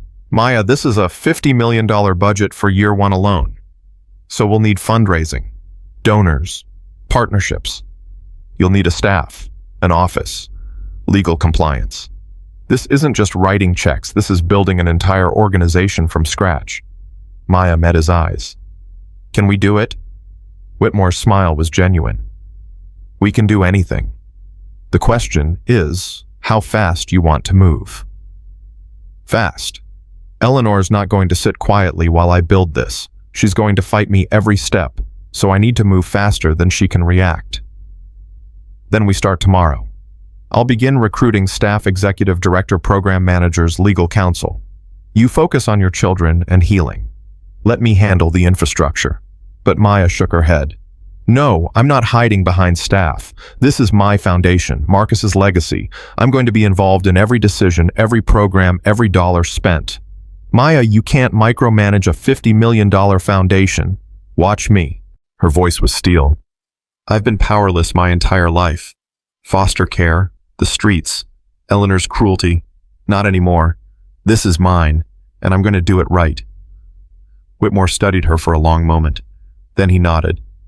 All right, then let's get to work. What Maya didn't know was that while she was building her foundation, Eleanor was building something too. A case, a narrative, a trap designed to destroy everything Maya was creating. And in 72 hours, that trap would spring in the most public, most devastating way possible. But first, Maya had a foundation to launch, and a promise to keep. By the end of the week, Maya had rented office space in downtown LA. Nothing fancy, just 3 rooms and a receptionist desk, but it was hers. The Marcus Rodriguez Foundation printed on the door in letters that felt like victory. She hired an executive director, a woman named Patricia Shaw, who'd run homeless shelters for 20 years and knew exactly how to turn money into impact. She hired a program manager, a legal counsel, and an accountant who specialized in nonprofit compliance. How does it feel? Patricia asked on their first day standing in the empty office. Terrifying, exhilarating, like I'm standing on the edge of something huge and I'm not sure if I'm going to fly or fall. You'll fly, Patricia's smile was warm, because you're not doing this for ego. You're doing it because you've been where these people are. That makes all the difference. That afternoon, Maya took her first foundation meeting with the director of a foster care agency in South LA. We age out 300 kids a year, the director explained. Most of them have no family, no support, nowhere to go. They end up homeless within 6 months. What do they need? Everything. Housing, job training, life skills, therapy, someone to care if they live or die. Maya felt that like a punch to the chest, because she'd been that kid, 18 and alone with nowhere to go and no one who cared. How much would it cost to house 50 kids for a year, give them job training and support? The director pulled out a calculator. Conservatively, $2 million. Done. Draft a proposal. We'll fund it. The director's eyes widened. Just like that. Just like that. Get me the proposal by Monday. We'll have the money transferred by Friday. After the director left, Patricia leaned back in her chair. You just committed $2 million in your first meeting. Is that too much? It's perfect. But Maya, you can't fund every proposal that walks through that door. You'll run through 50 million in 6 months. Then we'll raise more. Maya's jaw set. Marcus gave me this money for a reason. I'm not going to hoard it. I'm going to use it. But what Maya didn't realize was that every dollar she spent, every program she funded, every life she changed, was driving Eleanor deeper into rage. And rage made people dangerous, made them reckless, made them do things they couldn't take back. The explosion came on Monday morning. Maya walked into her office to find Patricia white-faced, staring at her computer screen. "What's wrong?" Patricia turned the screen toward her. A news article. Front page of the LA Times. Biker widow or con artist questions surround Maya Rodriguez's sudden wealth. Maya's blood ran cold. She read the article, each word like a knife. Sources close to the Rodriguez family claim that Maya Rodriguez may have coerced her late husband into moving assets offshore. Marcus was under her influence, says family attorney Gerald Hartman. He changed completely after he met her. We believe she manipulated him into hiding money from his own family. "This is Eleanor," Maya whispered. "She's trying to destroy my credibility before the foundation even launches." Her phone rang. Whitmore. "Have you seen the article?" "I'm reading it now. It's defamation, pure and simple. We can sue." "No." Maya's voice was hard. "We don't sue. We respond. Better, louder, with evidence they can't refute." What kind of evidence? Maya thought fast. Marcus's letters, the ones where he explains why he moved the money, his investment records showing he built the wealth himself, testimony from people who knew our marriage was real. "Maya, those letters are private." "Not anymore. Eleanor made this public. So we finish it publicly." Maya's hands clenched into fists. "Call another press conference. Tomorrow. I'm releasing everything." "Are you sure?" Maya thought about Marcus's words. Don't gloat. Don't rub it in. Just smile and keep building. But sometimes building meant tearing down the lies first. "I'm sure. Set it up." The second press conference was smaller but more intense. Maya stood at the same podium, but this time she held a folder full of Marcus's letters. 2 days ago, the LA Times published an article questioning my integrity and my marriage. I'm here to set the record straight. She opened the folder, pulled out the first letter. "This is a letter my husband wrote to me 3 years before he died. I'm going to read part of it." Her voice shook but didn't break. "Maya, I'm moving money into offshore accounts. Not because I'm hiding anything, but because I'm protecting you. My parents will never accept you, never accept us. And when I'm gone, they'll try to destroy you. I won't let that happen. This money is my promise that you'll never be powerless again." Maya looked up at the cameras. "My husband didn't hide money from his family. He protected it for his wife and children, because he knew better than anyone that his parents cared more about control than love." She pulled out more letters, more proof. Bank statements showing Marcus's investments, testimony from financial advisors. A paper trail so clear even Eleanor couldn't dispute it. "I'm not a con artist. I'm not a gold digger. I'm a widow trying to honor her husband's memory by helping people who need it. And if that makes me threatening to the Rodriguez family, then so be it." The questions came fast, but Maya answered each one with facts, with evidence, with the kind of calm certainty that only truth provides. When she finished, she walked off the podium and straight into Eleanor's worst nightmare. Because the next morning, every major outlet ran the same story. "Widow vindicated evidence proves Maya Rodriguez's claims," and underneath a single line that made Eleanor's blood run cold. Rodriguez family attorney refuses comment. Maya read the articles in her office, feeling something settle in her chest. Not victory exactly, but vindication. Proof that truth mattered, that standing up mattered, that fighting back mattered. "You did it," Patricia said quietly. "You beat her." "No," Maya set down the paper. "I survived her. There's a difference." But surviving Eleanor was just the beginning. Because now Maya had a foundation to run children to raise and a legacy to build. And somewhere in Pasadena, Eleanor Rodriguez was plotting her next move. The war wasn't over. It was just getting started. But surviving wasn't enough. Not anymore.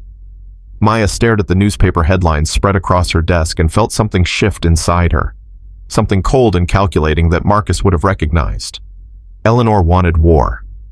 She'd get strategy. "Patricia, I need you to find me something." Maya's voice was quiet, dangerous. "What kind of something?" "Property.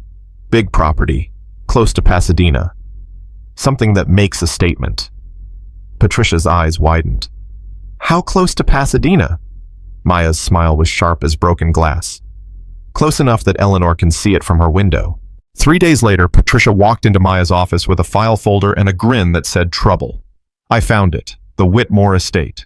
12,000 square feet, 8 bedrooms, sits on 5 acres directly across the street from the Rodriguez mansion. It's been on the market for 18 months. Owners asking $22 million. Maya opened the folder, studied the photos. The house was beautiful, all stone and glass and old money elegance. But what made her pulse quicken was the address. 847 Elm Ridge Drive. Directly across from 846 Elm Ridge Drive. Eleanor's fortress. Offer $18 million, cash. Close in 30 days. Maya, that's perfect. That's what it is. Maya leaned back. Eleanor threw me out of a house I thought was mine. Now I'm going to buy the house across the street and watch her choke on it every morning. Patricia laughed sharp and delighted. You're absolutely terrifying. You know that. I'm learning. But what Maya didn't know was that Eleanor had spies everywhere. And by the time Maya's offer hit escrow, Eleanor already knew, already understood what Maya was doing. And the rage that filled Eleanor Rodriguez that morning would set off a chain of events that would drag both women to the edge of destruction. The phone call came at midnight. Maya jerked awake, fumbled for her cell. "Mrs. Rodriguez." A woman's voice shaking. "This is Officer Sarah Chen, LAPD. There's been an incident at your foundation office." Maya's heart stopped. "What kind of incident?" "Break-in. Vandalism. You need to come down here." Maya threw on clothes, called Jim to watch the kids drove downtown with her hands white-knuckled on the wheel. Blue and red lights painted the street outside her office building. Glass crunched under her feet as she approached. Officer Chen met her at the door. "I'm sorry, Mrs. Rodriguez. It's bad." The office looked like a war zone. Computers smashed, files scattered, windows broken, and spray painted across every wall in blood-red letters. Gold digger. Thief. Fraud. Con artist. Maya stood in the center of the destruction, feeling her carefully constructed composure crack. "Any idea who did this?" Her voice sounded distant, strange. "Security cameras were disabled, no witnesses, but Mrs. Rodriguez..." Officer Chen's face was tight. "This wasn't random. Whoever did this knew exactly what they were targeting. They destroyed your donor files, your program records, your financial documents, everything you need to run the foundation. Backups. Were you keeping backups off-site?" Maya's stomach dropped. "The computers. Everything was on the computers." "I'm sorry." Maya pulled out her phone with shaking hands, called Whitmore. "Jonathan, someone destroyed the office. Everything's gone. The donor database, the program files, the financial records." Maya, slow down. "Are you saying..." "I'm saying someone just tried to kill the foundation before it even launched?" Her voice cracked. "And I think I know exactly who. Because there was only one person who had the motivation, the resources, and the pure viciousness to orchestrate something like this. And that person lived across the street from the house Maya had just bought." The next morning, Maya called an emergency meeting with her staff. Patricia, the program manager's legal counsel. Everyone crowded into a borrowed conference room because their actual office was now a crime scene. "I'm not shutting down." Maya's voice was steel. "Whoever did this wanted us afraid. Wanted us to quit. I won't give them that satisfaction." "Maya, we lost everything," Patricia said gently.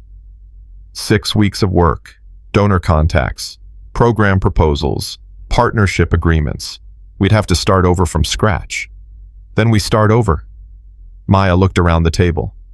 Everyone who wants to quit, there's the door. No judgment. This is going to get uglier before it gets better. But everyone who stays, we're going to build something they can't destroy. No one moved. Good. Maya pulled out her laptop. I've got backups of the financial records on my personal cloud. Patricia, you said you keep paper copies of donor contacts. At home. Old school, I know, but old school just saved us. Get them. We rebuild the database today. Maya turned to her legal counsel. Michael, I want to know if we can prove Eleanor Rodriguez orchestrated this.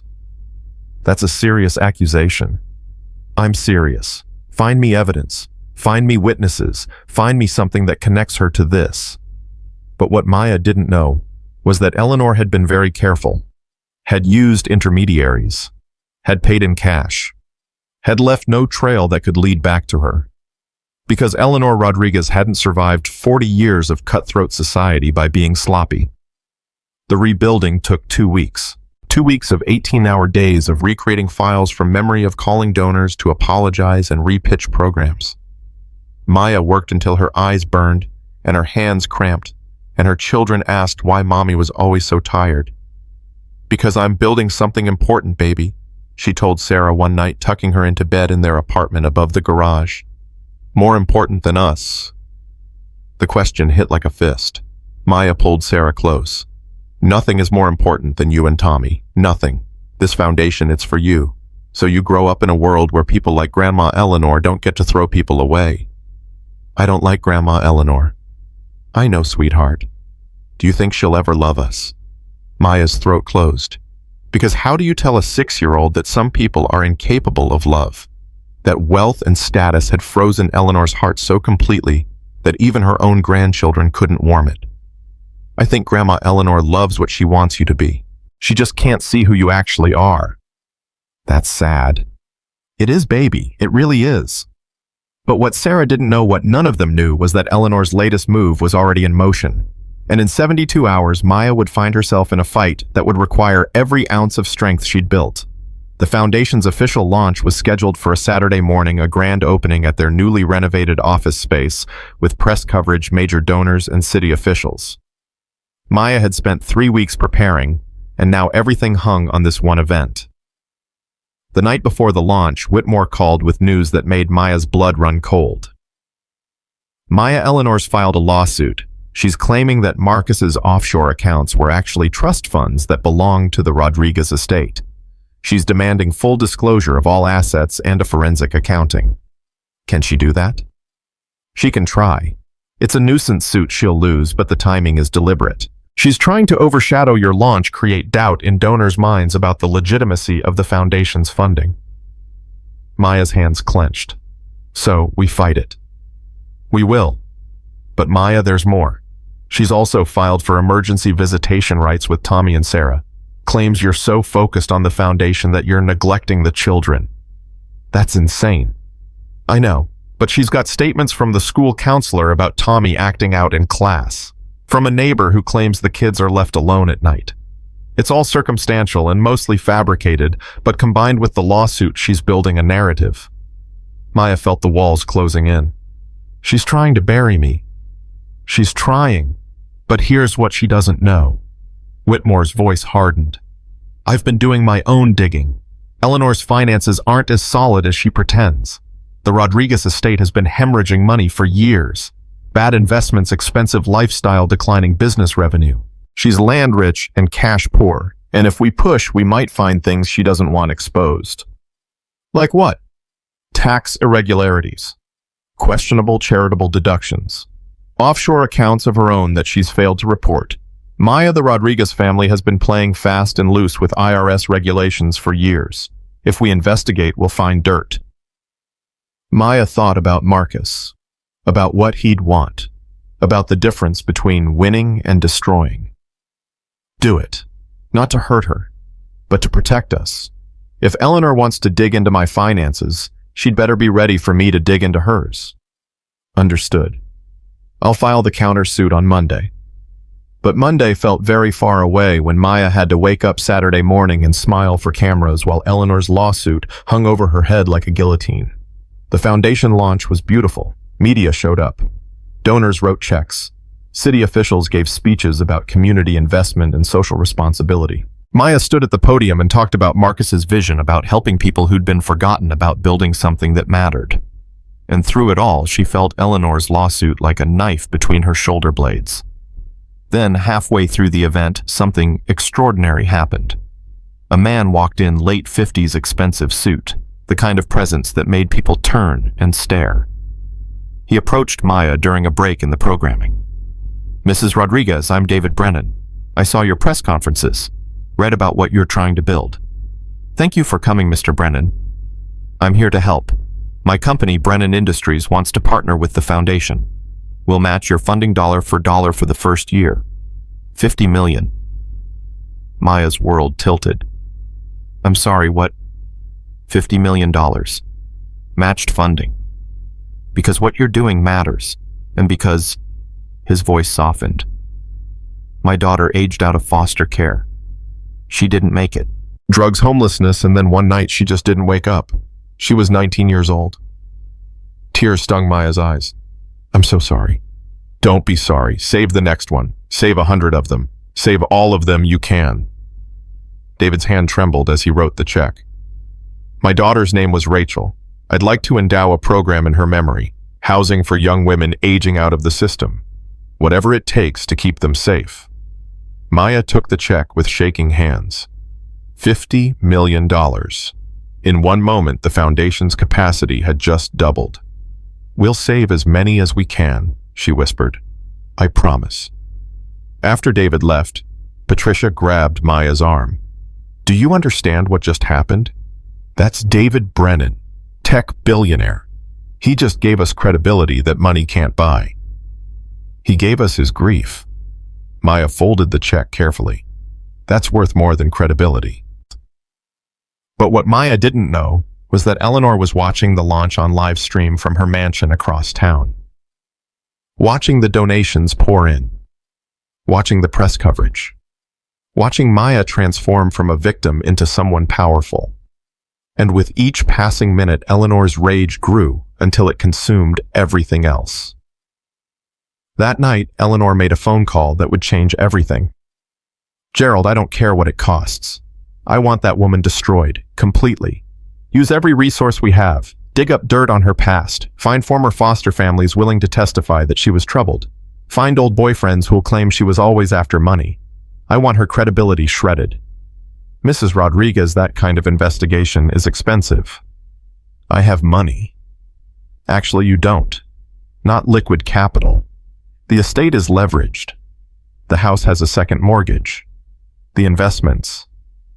I don't want to hear about problems, Gerald. I want solutions. Mortgage, something else. Sell something. I don't care. But I want Maya Rodriguez destroyed before she takes another breath." What Eleanor didn't know was that her lawyer was recording the conversation, not because he planned to use it against her, not yet, but because Gerald Hartman had been practicing law for 30 years, and he knew a sinking ship when he saw one. And Eleanor Rodriguez was going down. The next morning, Maya woke to find her phone exploding.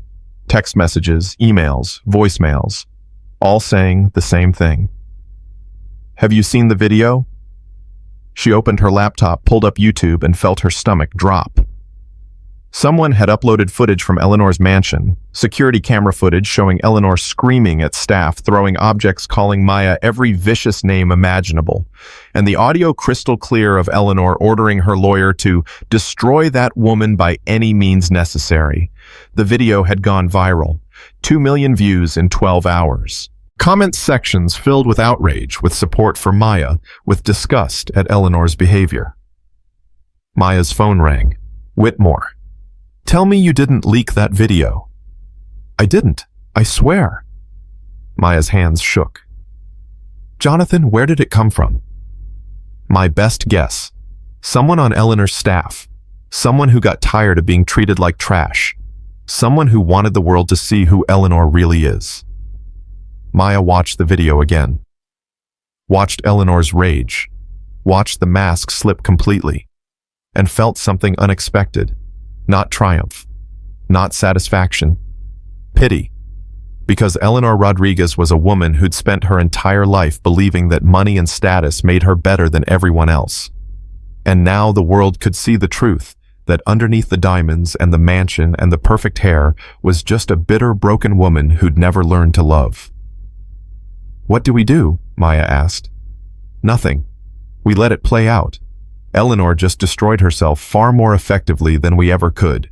But Maya knew it wasn't over, because wounded animals were the most dangerous kind, and Eleanor Rodriguez had just been wounded in the most public, most humiliating way possible. The fallout was swift and brutal. By Monday morning, Eleanor's country club had requested her resignation. 3 charity boards had removed her from leadership positions. The society pages that once fawned over her were now printing takedowns. Eleanor Rodriguez had become a pariah in the world she'd ruled for 4 decades, and Maya, despite everything Eleanor had done, felt no joy in watching it happen. "She brought this on herself," Patricia said, reading the news coverage. "You didn't leak that video. You didn't force her to be vicious. She did this." "I know, but it doesn't feel like winning. That's because you're a good person. Eleanor would be celebrating if this happened to you." Maya knew that was true, but it didn't make watching another human being's public destruction any easier. That afternoon, Maya did something no one expected. She drove to Pasadena, to Elm Ridge Drive, to the house she'd just bought across from Eleanor's mansion. The keys had been delivered that morning, and Maya had planned to wait a week before moving in. But something pushed her to go now. Today. She pulled into the driveway, walked up to the front door, slid the key into the lock. The house was empty, echoing full of possibility. Maya walked through the rooms, imagining Tommy running down the halls, Sarah drawing pictures at the kitchen table, a life built in the shadow of the woman who'd tried to destroy them. Then she walked to the window facing Eleanor's mansion, and saw Eleanor standing in her own window, staring back. For a long moment, they just looked at each other across the street that separated them. 2 women on opposite sides of a war neither had wanted, but both had fought. Maya could see Eleanor's face, the rage, the humiliation, the comprehension that she'd lost everything. Maya raised her hand, not in greeting, not in triumph, just acknowledgement. "I see you. I survived you. This is over." Eleanor turned away from the window, and Maya watched the curtains fall closed. "It's done," Maya whispered to the empty house, to Marcus's ghost, to the universe that had taken everything and given it back transformed. "We won." But winning felt hollow without Marcus to share it with. Felt empty without the man who'd believed in her when no one else did. Felt like justice without the joy that should have come with it. Maya pulled out her phone, looked at the last photo she had of Marcus, grease-stained and grinning, holding a wrench, looking at her like she was the only thing in the world that mattered. "I did it, baby," she whispered. "I built something beautiful, just like you asked." Her phone buzzed. "Patricia, Maya Channel 7 wants to do a feature on the foundation. Full segment, prime time. They want to interview you. The kids show the programs we're launching. It's huge exposure." Maya looked out the window one more time. Eleanor's curtains stayed closed. "Set it up," Maya said. "It's time to tell the whole story." Because Eleanor's story was over. The lawsuit would be dropped. The visitation claim would be withdrawn. The Rodriguez family would fade into the background of LA society, a cautionary tale about the price of cruelty. But Maya's story was just beginning. And what she built in the months and years to come would matter far more than any revenge ever could. That night, Maya returned to the apartment above the garage one last time. She'd be moving the kids into the new house at the end of the week, starting their next chapter in a home that was truly theirs. Tommy and Sarah were doing homework at the kitchen table when she walked in. "Mom, where were you?" Tommy asked. "Looking at our new house." Sarah's eyes went wide. "We have a new house." "We do. It's big, it's beautiful, and it's ours. Nobody can ever take it away." "Is it close to Grandma's house?" Maya smiled. "Very close. Right across the street." Tommy's face split into a grin. "Really? So she'll have to see us every day. Every single day." Good. Tommy's voice held a satisfaction that was older than his 8 years. I want her to see what she threw away. Maya pulled both children close. Baby, we're not doing this to hurt her. We're doing this to show her that we survived, that we're happy, that everything she said about us was wrong. But it still makes her mad, right? Sarah asked hopefully. Maya laughed despite herself. Yeah, sweetheart, it probably does. Good, Sarah said firmly, and Maya realized her 6-year-old daughter had learned something important, that sometimes the best revenge was simply refusing to be destroyed. The week passed in a blur. Moving trucks, new furniture, Tommy picking out his room, Sarah painting flowers on her walls, Big Jim and the Hells Angels helping carry boxes, their motorcycles lined up in the driveway like a protective wall. And across the street, Eleanor's curtains stayed closed. On moving day, as the sun set and the last box was unpacked, Maya stood on her front porch and looked at the house that had been her prison 3 months ago. The house where Eleanor had smiled her triumphant smile and thought she'd won. You thought you broke me, Maya whispered. But you just freed me. A motorcycle roared up Big Jim, his face split in a grin. Welcome home, Maya. Thanks, Jim, for everything. For finding me that night at the motel. For giving me work. For standing with me when nobody else did. That's what family does. Marcus was my brother. That makes you my sister. Forever. Maya hugged him tight, feeling the weight of genuine family, the kind that chose you, not the kind that shared your blood and still threw you away. That night, after the kids were asleep in their new rooms and the house was quiet, Maya walked to the window. Eleanor's curtains were open now, and Maya could see her standing in her own window, staring across the street with something that might have been regret, or might have been rage, or might have been the bitter recognition that some wars end with everyone losing something. Maya raised her glass sparkling cider because she didn't drink in silent toast. To survival, to Marcus, to the long, brutal road that had led her here. Eleanor turned away, and the curtains closed for the last time. Rest in peace, Maya whispered. Not to Marcus this time, but to the war, to the anger, to the need for revenge that had driven her for months. It was over, and tomorrow she'd wake up in a mansion across from her enemy and start building something that would outlast them both. Tomorrow, the real work began, but tomorrow came with a knock on the door that Maya wasn't expecting. She opened it to find a young woman, maybe 22, 23, standing on her porch with a baby on her hip and desperation in her eyes. Are you Maya Rodriguez? The one with the foundation? I am. My name is Jessica. I aged out of foster care 3 years ago. I've been homeless for 18 months. My baby's father left. I've got nowhere to go. Jessica's voice cracked. I saw you on TV. You said you help people like me. Was that real or just PR? Maya looked at this girl, this young mother, who could have been her 15 years ago, and felt Marcus's words echo in her bones. Build something beautiful. Come inside, Maya said quietly. Let's talk. An hour later, Jessica left with a check for first and last month's rent, a referral to the foundation's housing program, and a promise that she wouldn't face this alone anymore. Maya watched her drive away and felt something crystallize inside her. This was it. This was what the money was for. Not mansions or revenge or proving Eleanor wrong, but this giving desperate people a reason to hope. The foundation's first year was a whirlwind.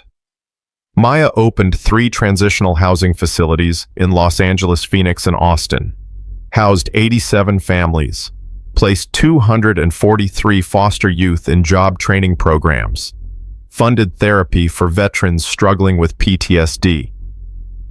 Every dollar Marcus had left her became a life changed, a family saved, a future rebuilt.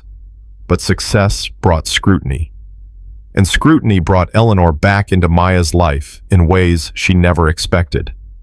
6 months after moving into the mansion, Maya was working in her home office when her phone rang. Unknown number. She almost didn't answer. Hello? Maya. Eleanor's voice was smaller than Maya had ever heard it. Please don't hang up. Maya's hand tightened on the phone. What do you want, Eleanor? To talk. Just talk. Can I?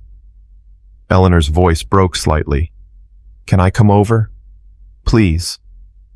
Every instinct screamed to say no, to hang up, to protect herself and her children from more poison. But something in Eleanor's voice, something broken and desperate, made Maya pause. Fine, come over. 20 minutes later, Eleanor Rodriguez walked across the street for the first time since Maya had moved in. She looked older, smaller somehow. The diamonds were gone. The perfect hair was simply pulled back. The designer suit replaced with a simple dress. Maya met her at the door. Say what you came to say. Eleanor stood on the porch, and for the first time in the year, Maya had known her. Eleanor's eyes filled with tears. I was wrong. 3 words. Simple. Devastating. About everything, Eleanor continued. About you, about Marcus, about what matters in life. I spent 40 years believing that money and status made me better than other people. And in 6 months, you've proven that I was the worthless one all along. Maya said nothing, just waited. I saw the feature Channel 7 did on your foundation, saw the families you've helped, the children you've saved, saw Tommy and Sarah talking about their mother about you with such love and pride. Eleanor's voice cracked. My own grandchildren, and they look at you the way they should look at me, the way Marcus used to look at me before I drove him away with my cruelty and my judgment. Eleanor, let me finish, please. Eleanor wiped her eyes. I threw you out in the rain like you were garbage. I tried to take your children. I vandalized your office. I did everything I could to destroy you. And you know what you did? You built something so beautiful that it makes everything I've ever done look like ashes. Maya felt her own throat tighten. Why are you telling me this? Because I'm dying. Eleanor's words fell like stones. Pancreatic cancer, stage 4. I have maybe 6 months, and I won't die without trying to make this right. The world tilted. Maya gripped the doorframe. You're dying. 3 months ago, the doctors gave me the diagnosis. And suddenly all the money, all the status, all the things I thought made me better, none of it matters. Because I'm going to die having never known my grandchildren. Having destroyed my relationship with my son before he died. Having spent my entire life being cruel to the one woman Marcus truly loved. Eleanor's tears fell freely now. I don't expect forgiveness. I don't deserve it. But I'm begging for a chance to know Tommy and Sarah before I'm gone. Not to be their grandmother. I've lost that right. Just to see them. To apologize. To let them know that their father was right to love you, and I was wrong about everything. Maya stood in the doorway of her mansion looking at the woman who'd tried to destroy her and felt something unexpected. Not satisfaction, not triumph. Just profound, overwhelming sadness for all the years Eleanor had wasted on hate. Come inside, Maya said quietly. The kids are at school, but we can talk. They sat in Maya's living room, the one that faced Eleanor's mansion across the street. And for 2 hours, Eleanor talked. About Marcus as a boy. About the expectations she'd placed on him. About her own childhood, with parents who'd valued appearance over love. About the moment she'd realized she'd become exactly what she'd hated. When did you know, Maya asked, that you were wrong about me? The first press conference.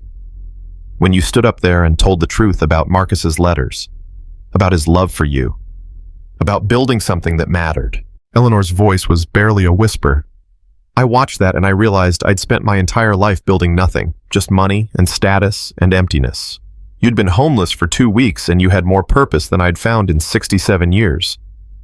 Why the cruelty, Eleanor? What did I ever do to make you hate me so much? Eleanor was quiet for a long moment. You made my son happy. Really, truly happy. And I couldn't control it. Couldn't buy it. Couldn't manipulate it. You gave Marcus something I never could: unconditional love. And I hated you for it because it proved that everything I believed about worth and value was a lie. Maya felt tears sting her eyes. He loved you too, you know, even after everything. He talked about you sometimes, wished things were different. He was a better person than I deserved as a son. Eleanor pulled out her phone, showed Maya a photo. Young Marcus, maybe 10 years old, grinning at the camera with grease on his face. This was taken at a car show. He was obsessed with motorcycles even then. I made him wash his hands 3 times before we left because I was embarrassed that my son liked engines more than violin lessons. He never stopped loving engines. I know, and you loved him for it. I tried to change him. You celebrated him. That's the difference between us. They talked until the school bus dropped Tommy and Sarah off. Maya heard them coming up the walk, heard their voices and their laughter, and felt a moment of pure panic. How do you explain this to children? How do you ask them to be kind to the woman who'd been so cruel? The front door opened. Tommy and Sarah rushed in, backpacks flying, and stopped dead when they saw Eleanor. What's she doing here? Tommy's voice went hard protective.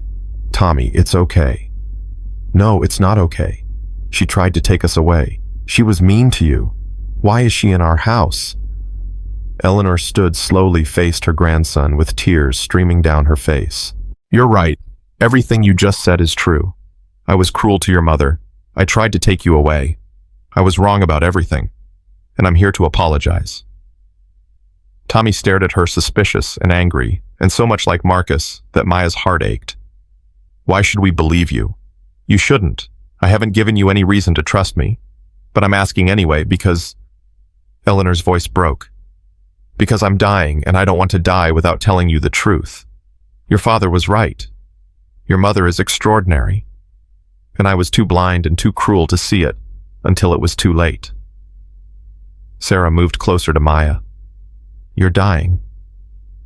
Yes, sweetheart. I have cancer. I probably have a few months left. Does it hurt? Eleanor smiled despite the tears. Sometimes, but not as much as knowing I wasted all the time I could have spent loving you. Tommy's face cracked slightly. If you're dying, why should we care? You didn't care about us. Tommy. Maya started, but Eleanor held up a hand. No, he's right. I didn't show you I cared. I was too busy caring about the wrong things. Money, status, being right. I'm here because I want to try, if you'll let me, to care about the right things before I run out of time. The silence stretched long and painful. Then Sarah, with the emotional wisdom only children possess, walked over to Eleanor and took her hand. You hurt Mommy. That was bad. It was. I'm so sorry.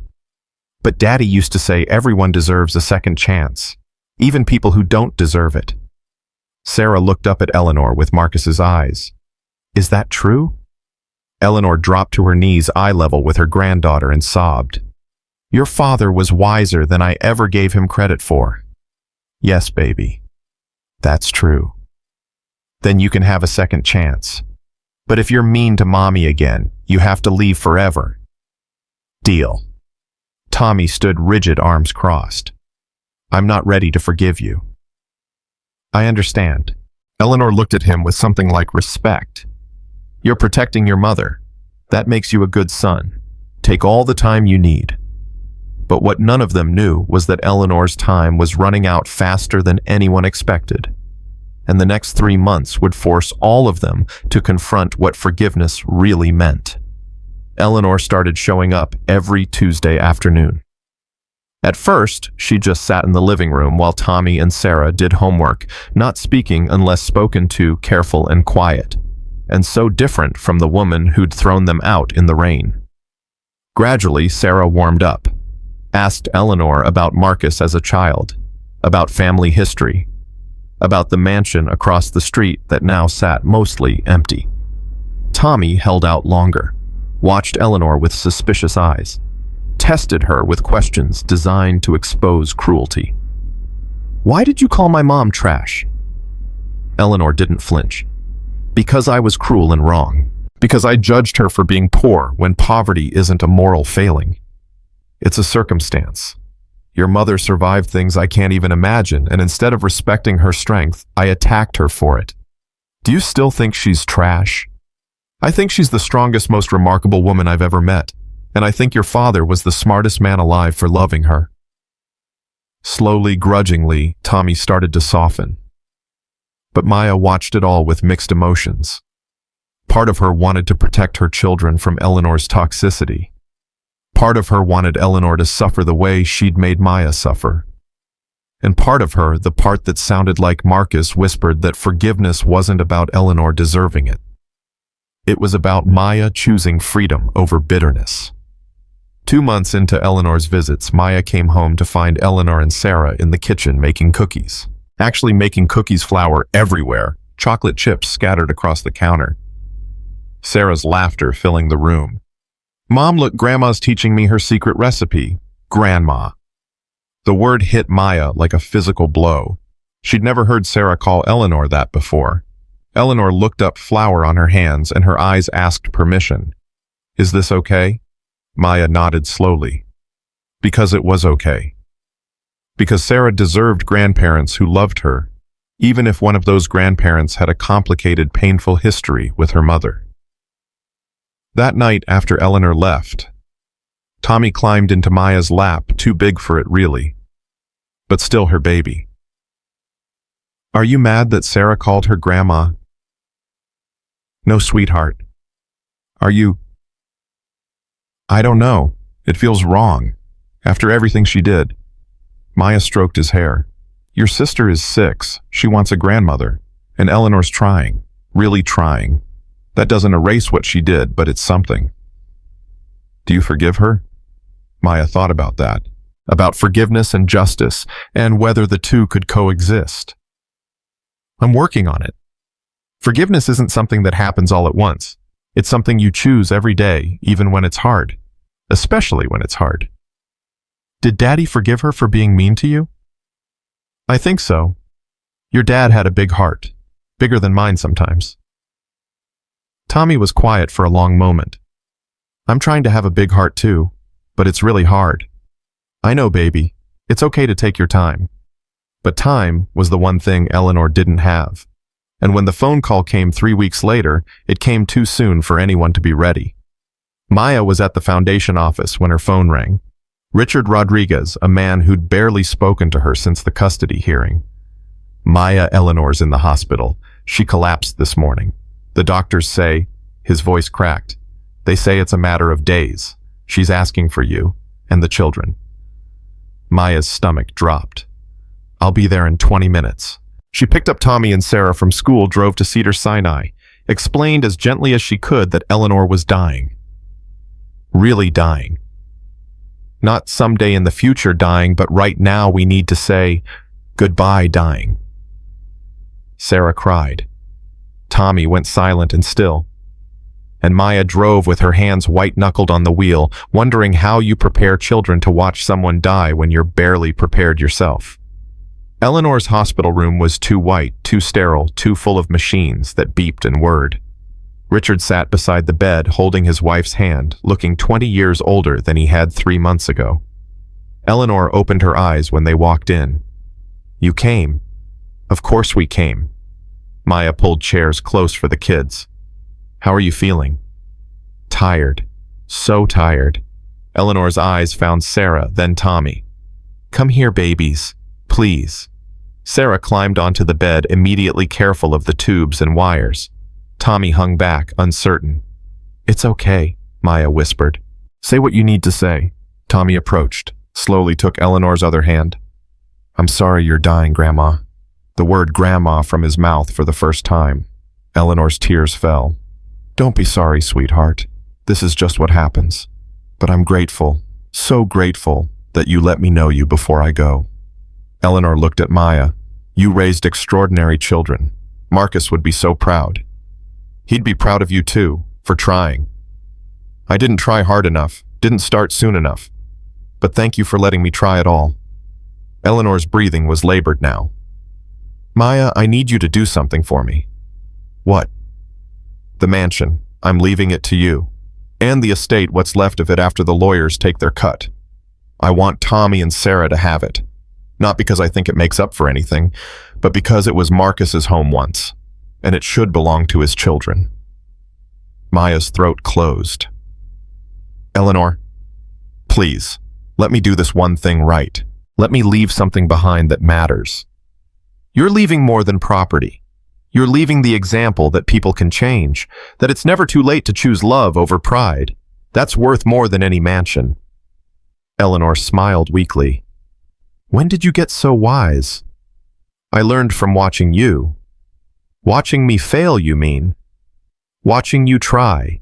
Failure and trying look a lot alike. The only difference is whether you get back up. They sat with Eleanor for 3 hours as her breathing grew more labored and the machines beeped more urgently. The doctors came and went.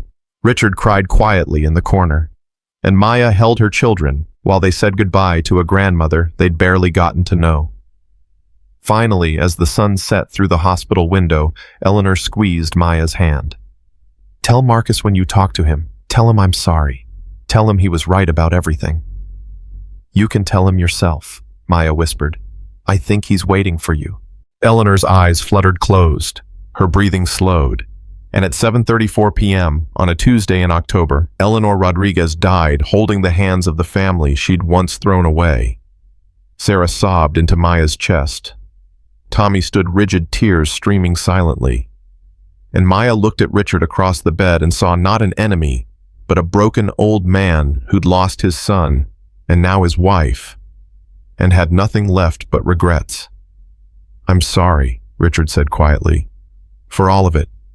Eleanor was the strong one, and I just followed. But that doesn't excuse it. Doesn't make it right. No, Maya agreed. It doesn't. But you're still Tommy and Sarah's grandfather, and they deserve to know you, if you want that. Richard looked at his grandchildren with desperate hope. I would like that very much. Then come to Sunday dinner this week. We'll start over, slowly, carefully, but we'll try. Because that's what Marcus would have wanted. Not revenge, not bitterness, but family complicated and imperfect and trying to be better. Eleanor's funeral was small. Maya organized it, paid for. It stood at the podium and gave a eulogy that was honest and painful and ultimately kind. Eleanor Rodriguez was not a perfect person. She was cruel when she should have been kind. She judged when she should have loved. She valued the wrong things for most of her life. But in the end, she tried. She admitted she was wrong. She chose love over pride. And that's what I'll remember. Not the woman who threw me out in the rain, but the woman who sat in my kitchen making cookies with my daughter. The woman who apologized when she could have died bitter. The woman who proved that it's never too late to change. After the service, people approached Maya with surprise and respect. The press wrote stories about the woman who'd forgiven her greatest enemy, and Maya smiled and nodded and felt exhausted by the weight of being everyone's example of grace. That night, she took Tommy and Sarah to visit Marcus's grave. They hadn't been since the funeral. Maya had been too angry, too raw. But now with Eleanor buried 3 rows over, it felt right.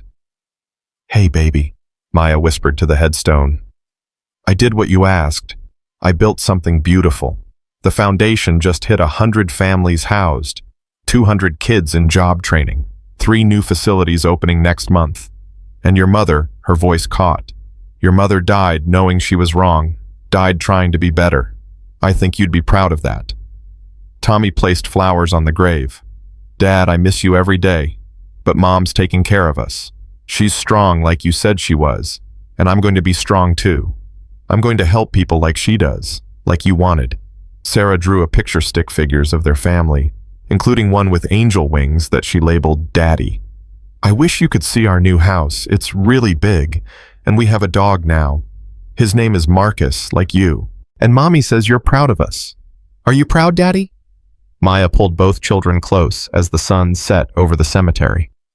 He's proud, baby. So proud. The first year of the foundation turned into 2 years, then 3. Maya stopped counting after a while, stopped measuring success in numbers, and started measuring it in lives. Like Jessica, the young mother who'd shown up desperate on Maya's first day in the mansion, who now ran one of the foundation's housing programs and had her degree in social work. Like Robert Chen's son, the one who'd been homeless, who now worked as a mechanic at Big Jim's garage and mentored other foster youth.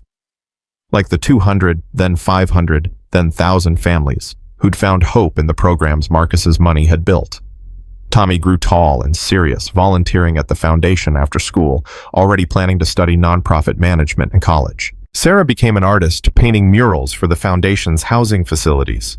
Her work, vibrant with hope and resilience. Richard became a regular at Sunday dinners, awkward and trying and slowly learning how to be a grandfather. He and Maya would never be close. There was too much history, but they were family. Complicated, imperfect, but family nonetheless. And every morning, Maya woke up in the mansion across from Eleanor's old house, the house that now belonged to her children, and looked at the empty windows and felt not triumph, but peace. 5 years after Marcus's death, the Marcus Rodriguez Foundation celebrated its anniversary with a gala. Maya stood at the podium in a room full of donors and partners and families they'd helped, and she told the truth. When my husband died, his parents threw me out with 2 garbage bags and $87. They told me I was nothing, that I'd amount to nothing, that my children would be better off without me. She paused, looked around the room.